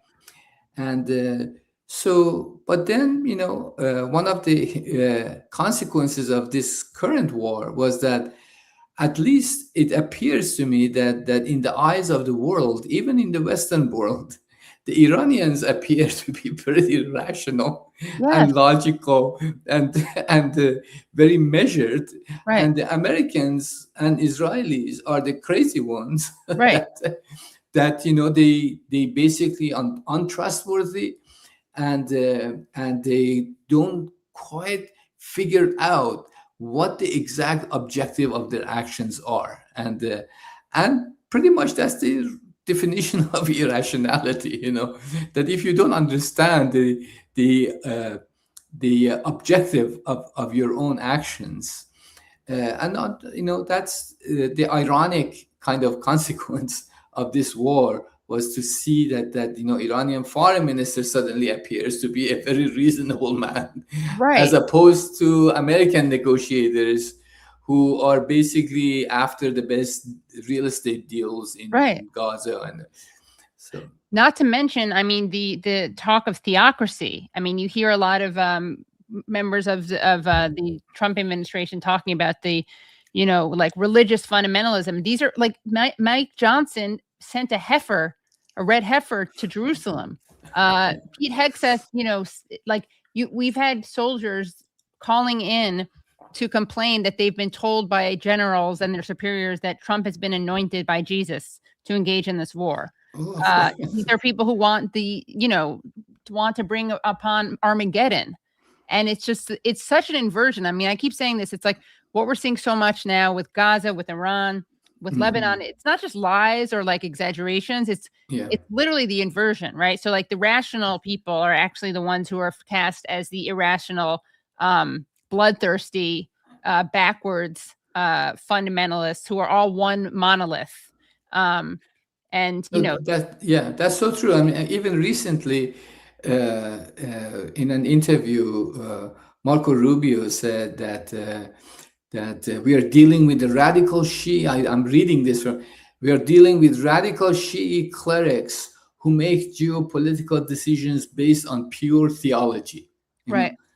Really, like that's and then on this side they are talking about Armageddon and or what about Amalek, right, with Benjamin Netanyahu? That's I'm not saying that they don't believe in what their own religion, but this is not the way they think about their strategic posture, so I mean it's interesting. I mean this war actually turned out to be a very crucial world historical moment, I think, that we are moving away from this kind of unipolar world order, and that the U.S. would be in a position to exercise its authority with impunity, without any consideration, without any impediments that anybody can pose. But now the U.S. finds itself in a position that first they had to admit defeat. Right. And, well, I mean, let's take a look at how our president is admitting defeat. I want to take a look at a recent Truth Social post that came from Tuesday morning. So let's take a look at this. Despite their protestations and false statements to the contrary, coupled with the drumbeat of the fake news, which is doing everything possible to make the U.S. Victory as small and insignificant as possible, Iran has fully and completely agreed to highest level nuclear inspections long into the future. Infinity. This will ensure nuclear honesty. If they do not agree to this, there would be no further negotiations, ! Based on this and other major concessions being made by Iran, I have agreed to allow the Hormuz Strait to remain open, all caps, with no further naval blockade. However, all ships are remaining in place should it be necessary to reinstitute the blockade, which seems at this point highly unlikely. The money and or sanctions that the U.S. Treasury is releasing goes into escrow controlled by the USA and will be used for the purchase of food and medical supplies exclusively from the United States, including corn, wheat, and soybeans from our great American farmers. These are things that are desperately needed by Iran. This is a humanitarian crisis, and I feel it is necessary to help. Wow. Now, before it is too late. Talks are going well. Thank you for your attention to this matter, President Donald J. Trump. So what is your response to that assessment? I really think that we should refrain from commenting on Trump's tweets, because you never know what he's going to say tomorrow, and this is, I understand the politics of this, on the Iranian side, whatever concessions they give, they have to save face. And on American side, if President Trump is giving, if he is capitulating, he needs to do some face-saving moves. I mean, no one in the world would say that, okay, we were defeated and I'm sorry that I started this war. Obviously, I mean, that's a tall order, and not only Trump, no one else would do such admission. But the facts on the ground speak for themselves, and if you look at the 14 points of memorandum of understanding, there is not a single point that indicates a concession from the Iranian side. This is so close to the original 14 points that Iranians proposed and was rejected off the bat by the White House. But here we are, and it's a good thing. It's the only concession Iranians are giving is that the fact that they commit themselves not to develop a nuclear bomb ever. Yeah. And but they made that commitment 20 years ago. I mean, this is not, and they and American intelligence reports from 2003 says that Iran has no intention of developing nuclear. This is from 23 years ago. Right. And so if that makes everyone happy, if they, all right, let's let them use that face-saving point and move forward. Sure. But the Iranians now are, I think, rightly, they left the meeting after Trump again threatened Iran with bombing, and the negotiators said that we cannot negotiate while at the same time your president is threatening to bomb us. Right. So they left the meeting. They said, okay, it's over. You either apologize or stop making these threats, because we are not going to negotiate under this kind of continuous cloud of threats and military action. Right. So the Pakistanis, again, invited Iranians back and mediated. They said that, no, that's okay. Let's go back and finish this first round of negotiation. But, now that the fear of war has been transcended on the Iranian part. Yeah. And this was something they feared for many decades. And now it happened, and it's clear to both sides. I don't think that there is any possibility there that the U.S. would go back to an all-out war with Iran. Right. Because they realize that Iranians are going to deliver their promise and their threat that they're going to turn that war into a regional war, and they're going to destroy the entire infrastructure of the region and thus create a global recession, and then which would lead to economic depression worldwide. And so this is, one way or another, we need to come to terms and accept that this war is over, and now we have to find a way to come to terms with the consequences of it, right? And to rethink, particularly for the Gulf states, who for many decades they thought that American presence would guarantee protection and security for them, and now they're coming to realization that American presence is a liability. Yes, right. That's fascinating. Yeah. And I think that's a big kind of transformation of the regional geopolitics. Right. And if you add China to that, then you have a totally different kind of direction that the whole sort of, that's why I said that it's in so many different ways, this is the beginning of the collapse of a unipolar world order, that the US sits on top of it. And now there are other players who all have a claim about making decisions with global consequences. Oh, that's fascinating. So can you expand more on this? And then I'm going to move to actually someone who's from the Iranian government who said something very similar to what you said. But talk more about this, the end of this unipolar order and the role that the war in Iran played in it. That the two things happened. I think the war in Gaza changed our understanding of the world order, because this was supposed to be a rule-based world order. And as you mentioned earlier in your conversation with your other guests, it wasn't there wasn't something completely new about genocide in Gaza. The U.S. has been engaged in these types of genocidal acts for decades. In Indonesia, in East Timor, in Vietnam, you name it. In Latin America, in Central America, these things.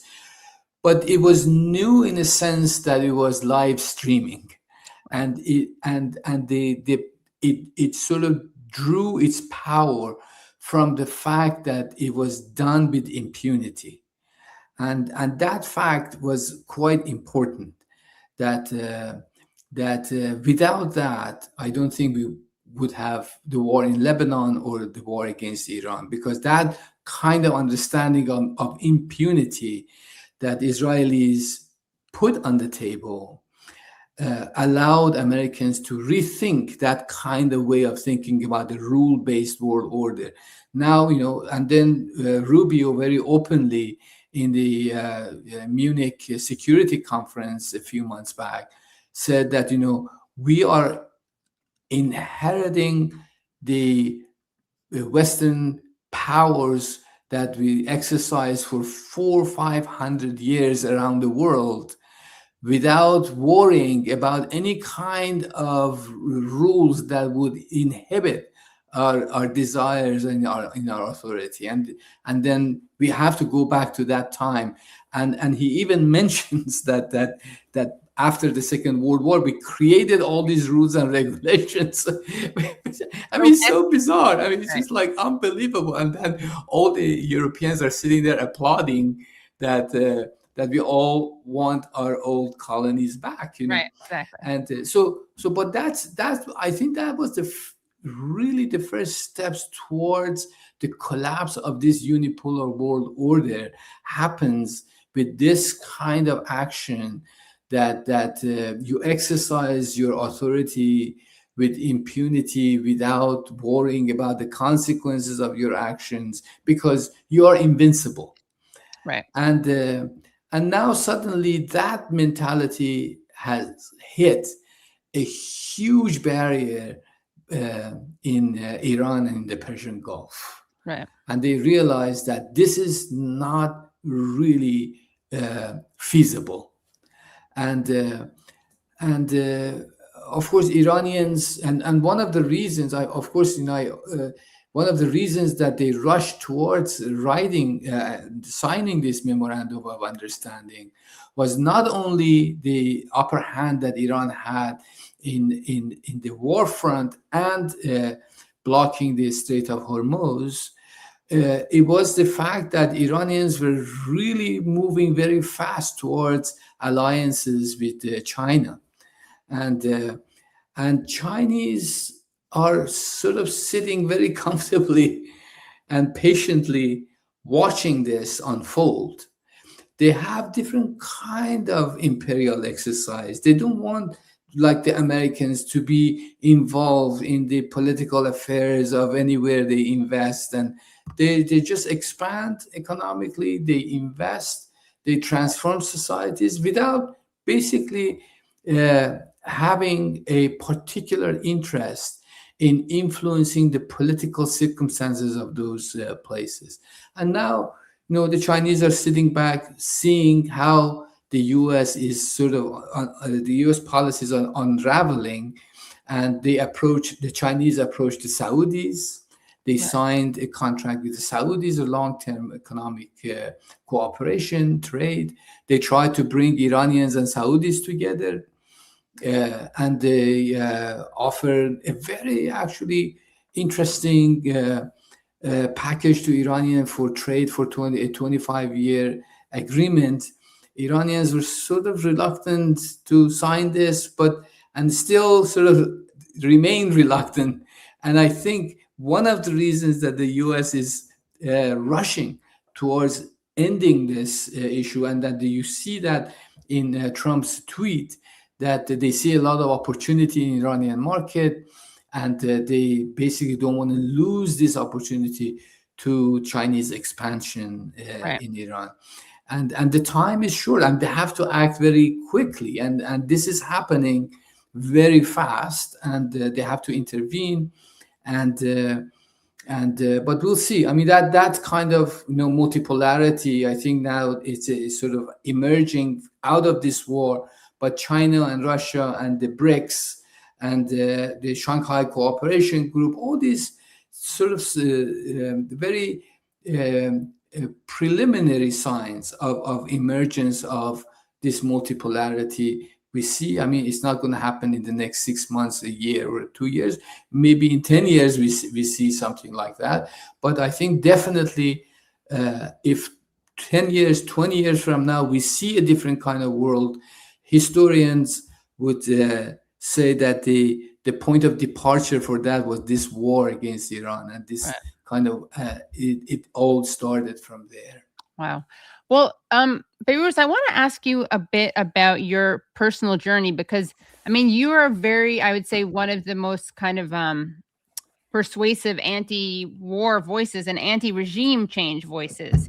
And you even say things that are like complimentary about the Iranian government. And I mean, that's not weird for people who come on my show, but it is, I would say, surprising given your relationship with Iran. Can you talk about your own history with Iran and what almost happened to you?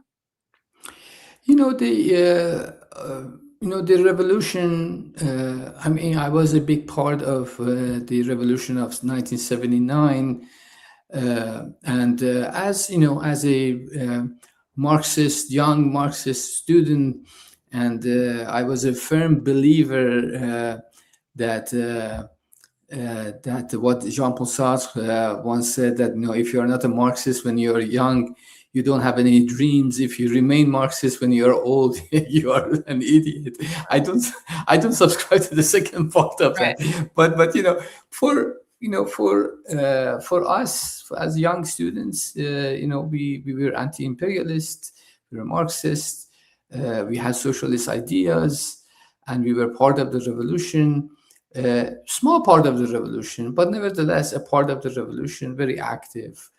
And but of course, like all other revolutions in the world, what appears to be a symbolic language of freedom, justice, egalitarianism, socialism, redistribution of wealth, all these things everyone agreed on. But after the revolution, when the government is formed and they want to make that a reality, then all the differences appear. And I found myself on the sort of opposite side of the government, and try to organize against the new post-revolutionary government, and possibly for 2 years, there was a sort of a space for all these opposition to exist openly in civil society. But then there is a sort of a shutting down of that space, because there was sort of one of these groups, the Mujahideen Khalq and now MEK, they started assassinating the government officials. They put a bomb in 1981 on June 28.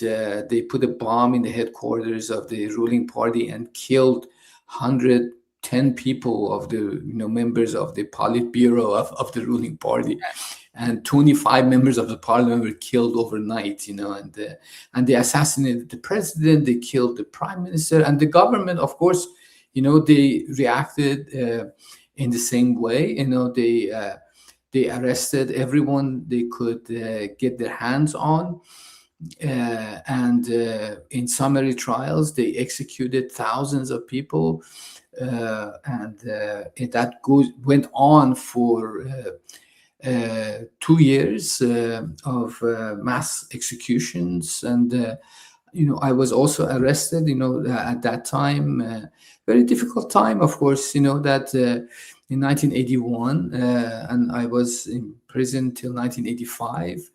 and I spent 3.5 years on death row. But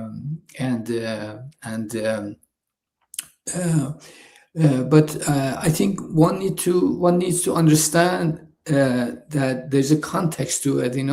Exactly the way we were talking about, the U.S.-Iran relations, and these are not crazy mullahs and this and that. At the time I understood that. I never thought that I was a victim of anything. I was a political actor. I had an agenda, and I find myself on the losing part of this struggle.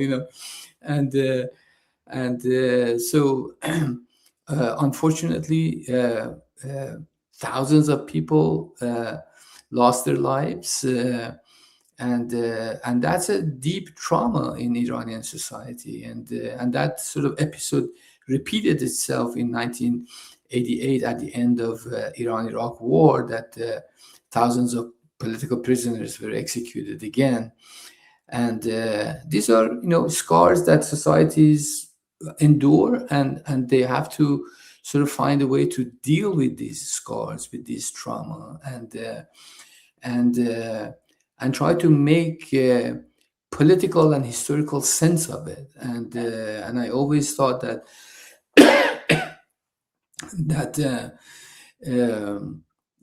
I think I mentioned this in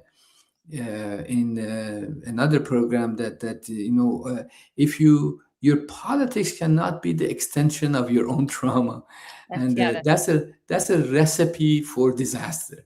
Right. And I have different ways of dealing with my own trauma, and I'm a human being. I've seen many friends who were executed. I've lost many loved ones. I've lost so many people I didn't know, but of course, any person who loses their life, any person who is tortured in prisons, a part of me aches, but how do I make sense of that? And how do I want to approach, in political terms, a way out of that kind of structures of power? And we want to move away from that structure of power. Right. And I think usually people who extend their own trauma to their politics actually reproduce that kind of structures of power rather than moving away from it. And and I think, in the past 40 years or so, many things had changed in Iranian society. I think the Iranian society, the Islamic Republic, is not exactly the same state it was in the 1980s. Iranian society is not the same society of 1980s, 1990s. And as we discussed earlier, the Iranian society is so vibrant, and I wish people could go and see the extent to which these kind of intellectual circles in Iran exist. Artistic communities, intellectual circles, publications, bookstores, newspapers, and women's movement, which was very, very strong, and labor movement, labor unions, student movement. So it's a different, it's totally different society. I don't want to be sort of buried in that 1980s, right. And not be able to see the surface from where I'm buried under these kind of atrocities that happen. I mean, I never denied that these atrocities happen. Right. And so I think it's fascinating, though, because you obviously have, it's not, if you'll allow me to like from the outside, just suggest that it doesn't even seem to me like you're discounting your trauma. It's just that the takeaway from it is actually consistent with your values. And if you, I just think of what empathy, of course, what you're saying on some level is like your ideas about power don't change because of what you went through. And you can even see what you went through as fitting within those structures of power. But you also strike me as someone with a lot of empathy. And of course, I would say that my political analysis stems from my empathy. Not to sound like self-righteous or corny or self-congratulating, but I care about people. That's why I care about this stuff, right? So it seems to me like your trauma shapes your views or reinforces it, but there's always the question is like, in which way, right? Because people can become vindictive because of trauma, or they can become more empathetic because of trauma, right? It's like the hurt people. So people who go through trauma, I've seen, I mean, obviously people fall in the middle, but then you can also see these two extreme responses that are diametrically opposed, which is that someone becomes an abused person becomes abusive, or an abused person like dedicates their life to protecting others or stopping that kind of abuse. So, no, exactly. I mean, we see that in Israel, I mean, that's how, I mean, the reality is that kind of atrocity transforms the perpetrators of violence, and it also transforms the people who were subjected to that kind of violence.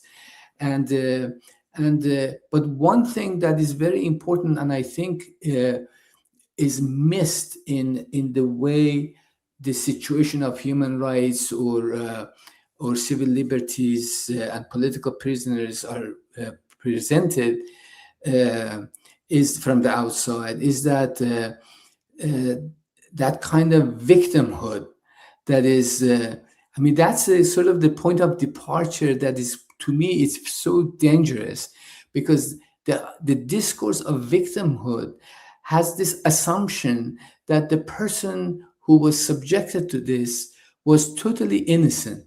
I mean, I can say that historically I was innocent, right? Because I think that I was doing the right thing. Right. But in reality, I was a political actor. If I say, for example, that I want to overthrow this government. Right. Yeah. And this government says that, okay, not so fast, Right. I'm going to arrest you, I'm going to torture you, I'm going to do this and that. Then I can't say that I'm innocent, Because you went in knowing what could happen. I know I know what the consequences of this are, and I'm not saying that they should do that, right? But then when we say that these are innocent people, no, they're not. We are not innocent people. We are. I mean, there are all kinds of people. That's the way we need to understand this. Understand ourselves as political actors. Right. And once we understand ourselves as political actors, then once that moment of trauma, once that moment of atrocity ends, at least personally, then you go back to the drawing table to see what makes sense politically. Right. How can I advance an agenda for social justice now? Yeah. And that's what I want to do. I have an agenda for social justice. There's a particular way I see social justice, and hopefully nobody would touch me again because of this agenda I have, and I can, be free of any kind of pain and violence. Right. But if that happens, then I can't say that. But what have I done? I mean, I have done a lot. I want some credit for what I have done. Wow. So I don't know whether it makes sense or not. No, yeah, that's so fascinating. Yeah, I mean, it's just mind-boggling to me, because knowing that there are people who were not almost executed, were not because you were freed from death row because they thought you were going to die from cancer, right? That's right. So it is so striking to me that you can have your views, because I don't know what I would feel like. I mean, I am very anti-regime change, obviously. I'm very anti-hypocrisy. I'm very anti, I think I see through all the rank double standards and hypocrisy. Like Donald Trump saying this is a humanitarian issue and he's acting fast when he a couple weeks ago wanted to wipe out an entire civilization. But I don't know if I had been in your situation. I can't say that I wouldn't come out and be one of those people. I'd like to think I wouldn't be like this, but those people who say, free Iran, bomb Iran. They don't say that back to back, but basically that's right. What they advocate for, right? But the fact that there are people who say that, who haven't gone through anything close to what you went through, or, the same thing with Cuba. Like, I'd like to think that if I grew up in a, plantation, or I had family from a plantation, not working on it, owning it, I would still not say, let's starve Cubans to death, right? I actually think that the Iran example is really helpful because it shows it's a more extreme and immediate and direct example of the, maybe sociopathy, maybe human nature, I'm not sure, but certainly the cruelty that we see in Cuban Americans who say, free Cuba by starving Cubans. I mean, they don't say that. They want harsh sanctions on Cuba, right? But they want to cut the oil. But obviously that leads to death and destruction. But with the Iran stuff, you actually saw people calling for bombings.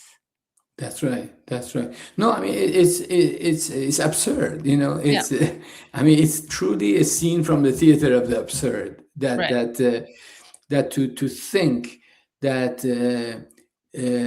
justice is done if you destroy this country altogether. And that's okay. I hear this because I've been going around the country, and I get a good sense of how Iranians and others are thinking about this, and I hear this so often. Why should I care for a country who pushed me out and now I live in exile? Right. And let them die. Right. And okay, but let them die. That this is your aunt, your cousin, your mom. Exactly. Like it's just. It's mind-boggling. That you hear this, and it's hard to digest. That what kind of notion of justice it follows that kind of logic. Yeah. But you strike me as someone who not only obviously says that don't kill a bunch of civilians, right, to free this country, but I mean, am I right? You don't strike me as someone who would say, and maybe you would, but like kill all the government, like spare the civilians, but let's take out all the. No. Right? No. That's that's what we're talking about, rule-based world order. That's the first of all, it's Article 1, Article 2 of the United Nations. You cannot violate another country's sovereignty. Right. I can't say that now for this case, let's violate their sovereignty. I can't do that. There are several executive orders in the U.S. and the United Nations Charter that prohibits the assassination of other countries' political leaders, and so either you believe in that or you don't, and if you say that I believe in that, but in this case, let's sort of do this, and but no, that's a slippery slope. I don't want to be part of that slippery slope, and I think that you talk about this is humanitarian. President Trump says this is humanitarian. I believe it when he practices a humanitarian policy inside the U.S. Let's try it here, and if he can do that, then I will say okay, let's try to do it together in some other parts of the world. Were you ever tempted to turn away from your values? I mean, how did you deal? You said you found ways to deal with your trauma. I'm curious. I guess I have two questions, and feel free to just say next or no comment if this is too probing. But I'm curious, what helped you deal with trauma, and also if you had to do something to kind of force yourself to turn away from a vindictive, bitter response, or was it naturally to you? Yeah. I don't know even if trauma is the right word for what a person like me, the way I see myself, went through. I think trauma primarily comes from the way you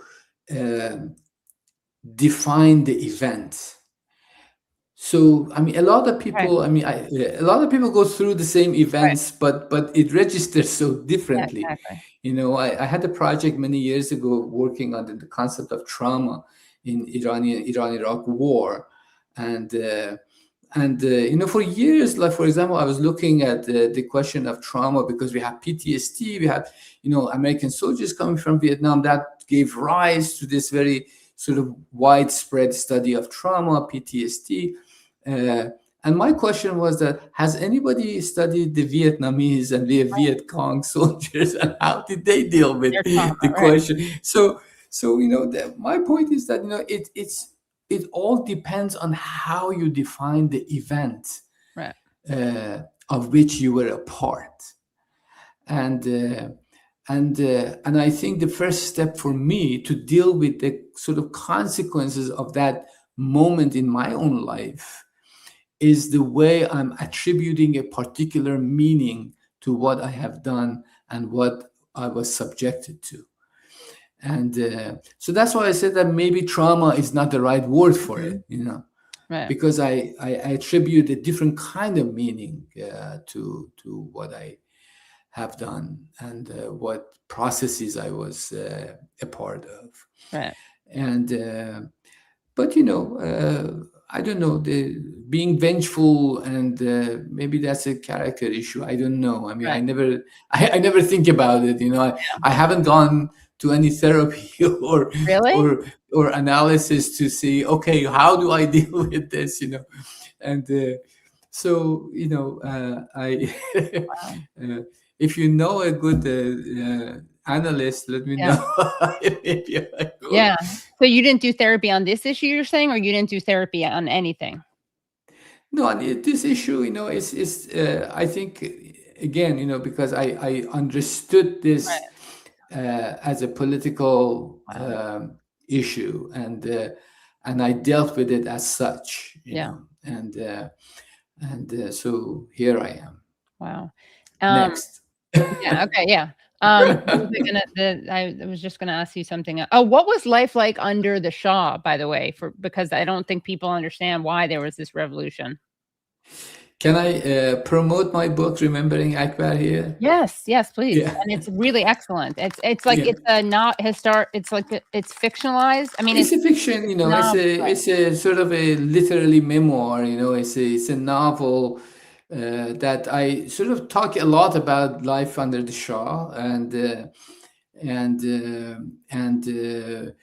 of course, these days there is kind of a nostalgic understanding of life before revolution, and often it's such a gendered kind of nostalgia because women were not forced to comply with the dress code. We always show the streets, women walking with miniskirt, and that's the sign of civilization.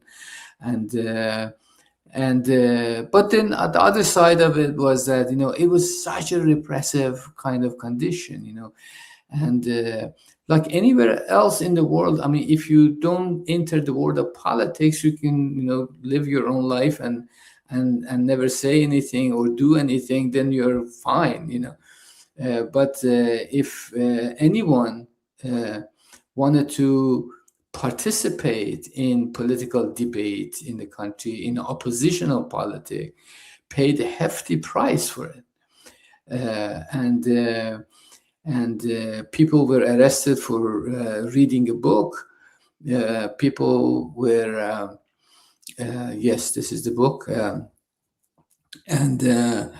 If anybody reads the book, I have a chapter there called What is to be Done. It gives you a very good sense of the atmosphere of fear and horror under the Shah, that you could not really breathe under those circumstances, because there was a sense that the secret police is everywhere. It was very similar to the way people depict East German Stasi, and that kind of, I don't know whether Stasi was everywhere, or the Savak was everywhere, but that didn't matter. The important thing was that you had to think that they're everywhere, and so and in that sense, and there's massive poverty in the country, and I mean, a lot of people talk about the development projects under the Shah, and there were some, but like at the time of revolution, only 30% of women were literate in Iran. In 1979, only 30% of women were literate. The life expectancy for women was 56 years old. So these are all sort of development indexes that gives you a sense of life under the Shah was far from that kind of heaven that people now try to portray, in terms of social justice, in terms of political freedoms, in terms of human rights. And that's why after the revolution, we have a lot of mixed bag after the revolution, because then there is a very massive social development projects in place that changes the situation, like literacy, women's literacy rose to 92%, and in 20 years, and life expectancy rose to 76 years old for women, and almost equal with men, Right. Again, I mean, I say these things that I don't want that to be misunderstood, that what a paradise we created after the revolution. But this is a mixed bag. There are a lot of things that happens after the revolution, and you never hear any of that here. The other thing is, like, you're mentioning it, I would say, is important, because like you would have no idea about those stats.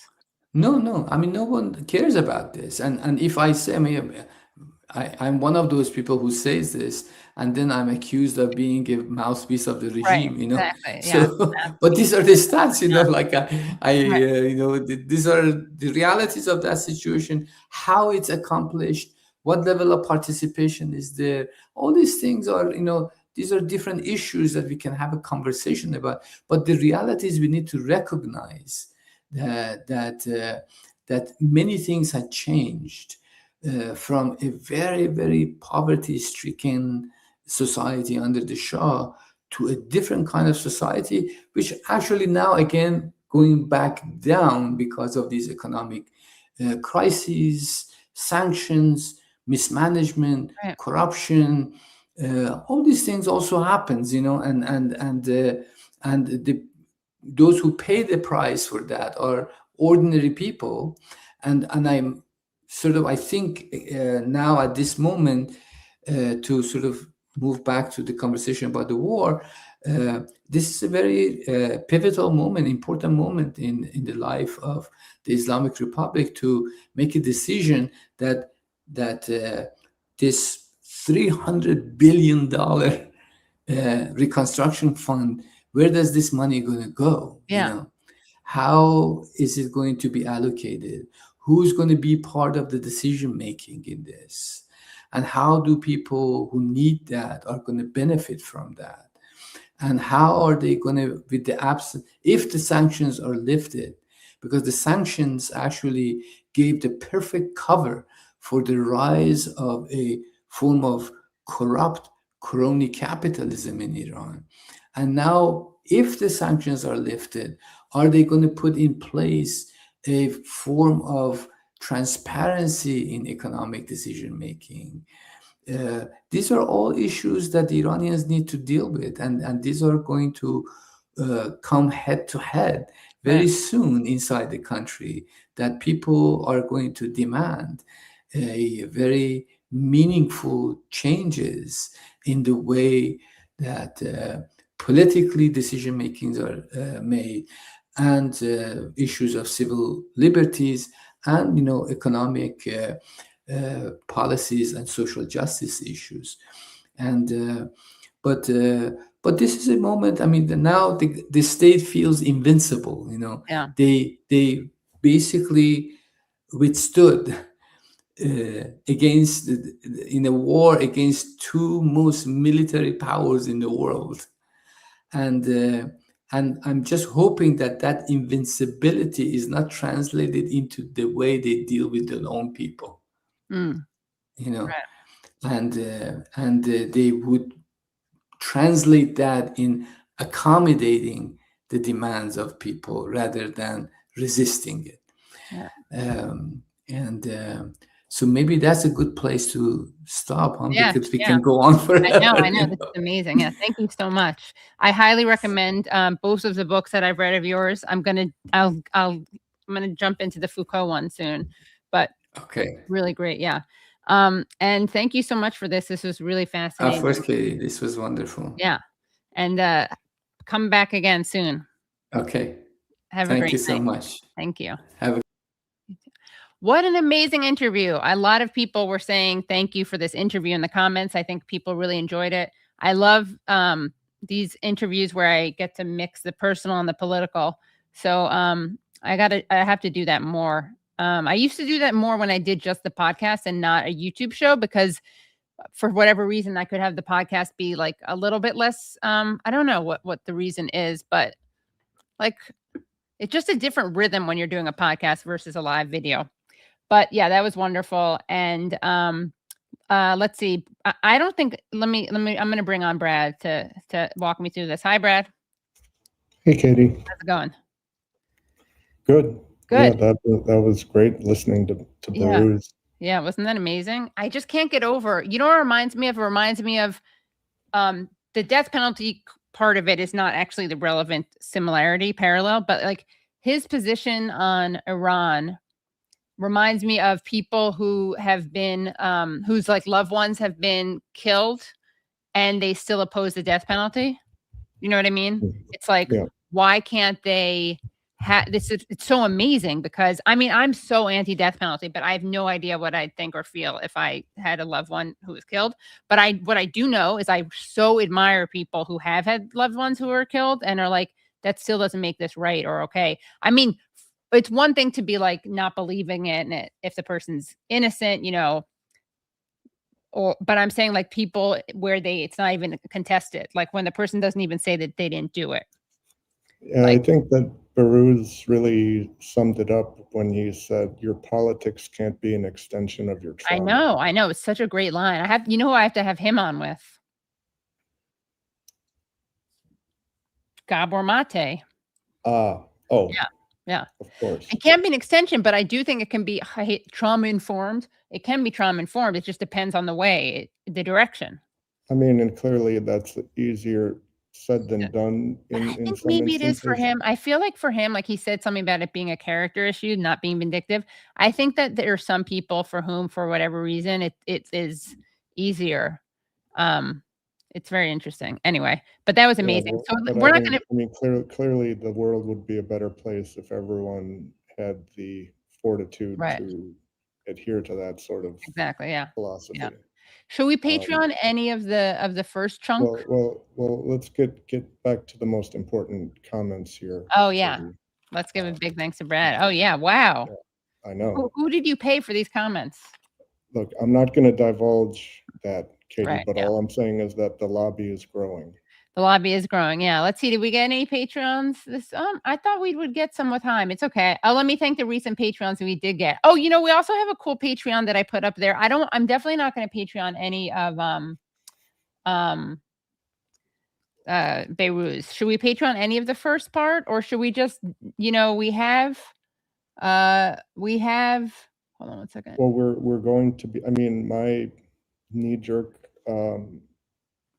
reaction to that, Katie, would be that I think we're going to be we're going to be releasing for Patreons the conversation with Daniel. No, we're not. We're not. We're not. I'll have to talk to you about that. Okay. We're gonna cut that out. So and then well, regardless of that, then we have the upcoming that we're going to be doing recording tomorrow. Oh yeah, we're going to do early release. We should pretend it's just forever. That we'll never get it, but yeah, we're going to get. Well, I don't think we have to pretend. I think that it's clear, like, and not really that unusual, where, you know, one of the benefits aside from being able to make this program happen would be Patreon supporters get a lot of the content, they get it in full and they get it first. Right, exactly. Not that it just solely exists for patrons, Yes. but they get it early. Yes, but we also updated, wait, let me delete this comment. So we also have an extra thing for you, which is that I recorded an unrecorded talk at something called the Deep Water Literary Festival. And so let me actually show you some of this. It's a really cool talk that was with Quinn Slobodian, who we've had on the show before, and Ben Tarnoff, who we haven't. They wrote a really cool book called Musk-ism. So let me do a little preview of this, okay? How's that, Brad? But yeah, we're gonna have this amazing. How cool is that? A debate between Mearsheimer and Yanis Varoufakis. But here's the thing. So I'm gonna play a little bit of this. Quinn is a brilliant historian, and Ben is a great kind of also brilliant analyst of like technology, and wrote Internet for the People. And he actually wrote a piece about when Assad Haider died. He wrote a great piece about him in the New York Review of Books. So let me play this. It's just part of a video. And what you need to know is, I started filming here right after Quinn he's comparing the way that people reacted to the book Musk-ism, A Guide for the Perplexed, which is about Elon Musk, but also the system like that created him. He compares the reaction in Europe with the reaction in the United States. And he says that in Europe, they have already taken more like concrete measures to push back against Musk, like related to Starlink and stuff like that. So here, let's just play some of that. Then I'm going to go off stage.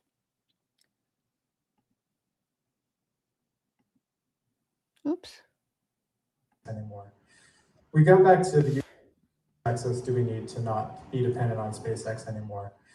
We go back to the US and start talking about it, and immediately there was a switch to moralization, which is just like, I don't want to hear about his businesses. I hate this guy.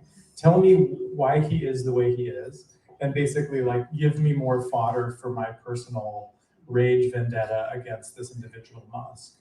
And it took a while, I think, for us to understand why the reception was landing like that. And I think it's because the dependency that we were describing is so deep in the case of America, American state capacity, American financial markets, American index funds, as I'm sure we'll get around to, that it's almost impossible to imagine unplugging from Musk or Musk-ism. So in that sense of impotence, you default to a kind of childish sense of anger and denial, really, and wanting to lash out at this person. And when you lash out, you can't lash out at infrastructure. It's very hard to do.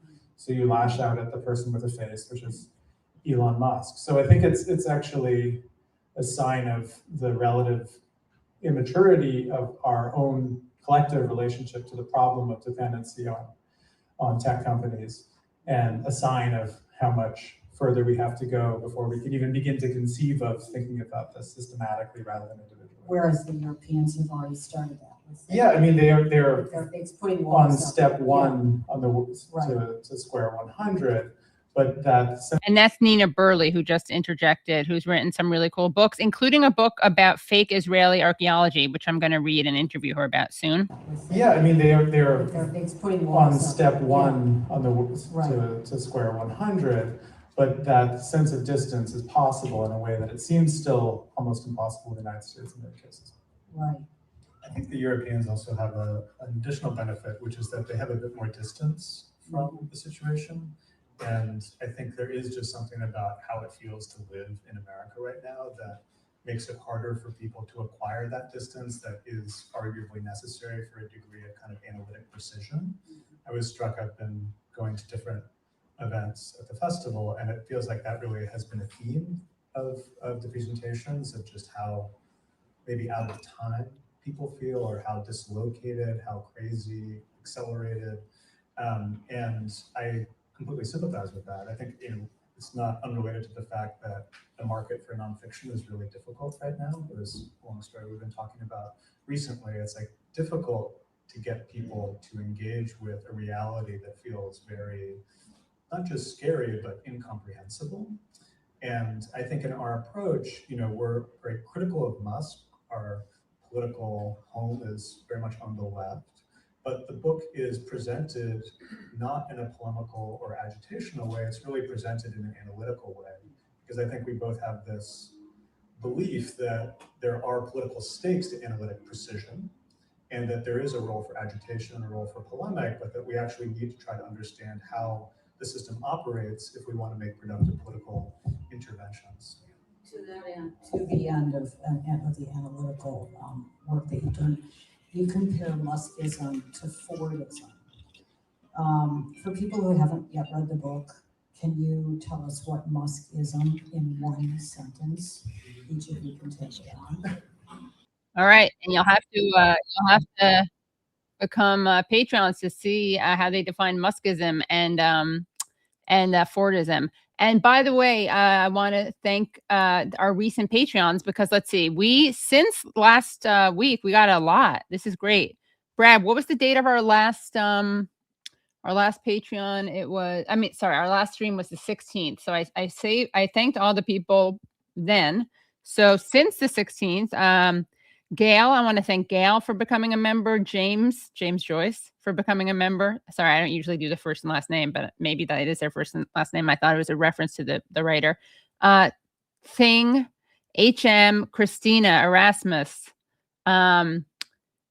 Tina, Eric, Alan, Shifa, Gary, Jayashri, Vansdan, Donna, Suresh, Camden, Hybrid, Vigor, Soonhawk, Axel, Mickey, Mona. Thank you guys so much for becoming members. Really appreciate it. Katie, the audio, just in case I didn't understand correctly, but in that clip that you were playing, the first thing, were they saying the first person was talking about kind of being critical of people at large lashing out at Elon Musk instead of like a systemic critique? He wasn't critical of it. He was just saying that there was more of the personalized lashing out in the United States than there was in Europe when they were traveling around there, when they were on book tour. Oh, I mean, to me, I feel like that's kind of more indicative of like the individualization, like the lack of systemic critique in the media. Like the people are kind of reflecting what they're being fed. Yeah, but I mean, it's presented in a sensationalized way. I actually asked a question that you can see in the video. I think I was filming then, but I asked a question about how you can galvanize around the individual, because the truth is, like, sometimes we on the left, we like to get it's kind of boring and pedantic. It's like, well, it's about movements and structures and not leaders, but like people are moved by story and leaders. And so to me, the question is how you can galvanize around stories and leaders to look at the system and the systemic critique. But Brad, we got to go because we have to do some sleuthing. And to me, I feel like it's a yes and, where it's like, I'm all for systemic critique, but also I have plenty of smoke for Elon Musk, the individual. Well, yeah, of course. That's literally, I don't think I could have said it more yes and than I already had, but I salute your additional yes and. You yes ended my yes and. Yeah. And now I'm going to yes end. And thank everyone so much for coming to the show, and thank all of our guests. And we will see you Friday, and I'll be interviewing, among others, Jeremy Corbyn, about Keir Starmer. It'll be a very interesting perspective. Jeremy will be talking about the man who, chased him out of the leadership of the Labour Party, who now himself has stood down. And also shout out to the Labour Party for having their head, literally the head of the Labour Party, literally justifying like starving the people of Gaza. I mean, something that even Joe Biden and Trump didn't say. He literally defended it, and he's supposed to be a human rights lawyer. All right. Anything else I need to say? There's tons of great stuff on the Patreon. You'll have early access to a John Mearsheimer, Yanis Varoufakis debate. We will see you Friday. Subscribe, become Patreons, like the show if you haven't. And thank you, Nate. Thank you, Phantomus Fanta, for the clip. Thank you, Brad. And thank you to all of our guests. I did everything right and they indicted me. And I don't know what the I'm doing. Antifa!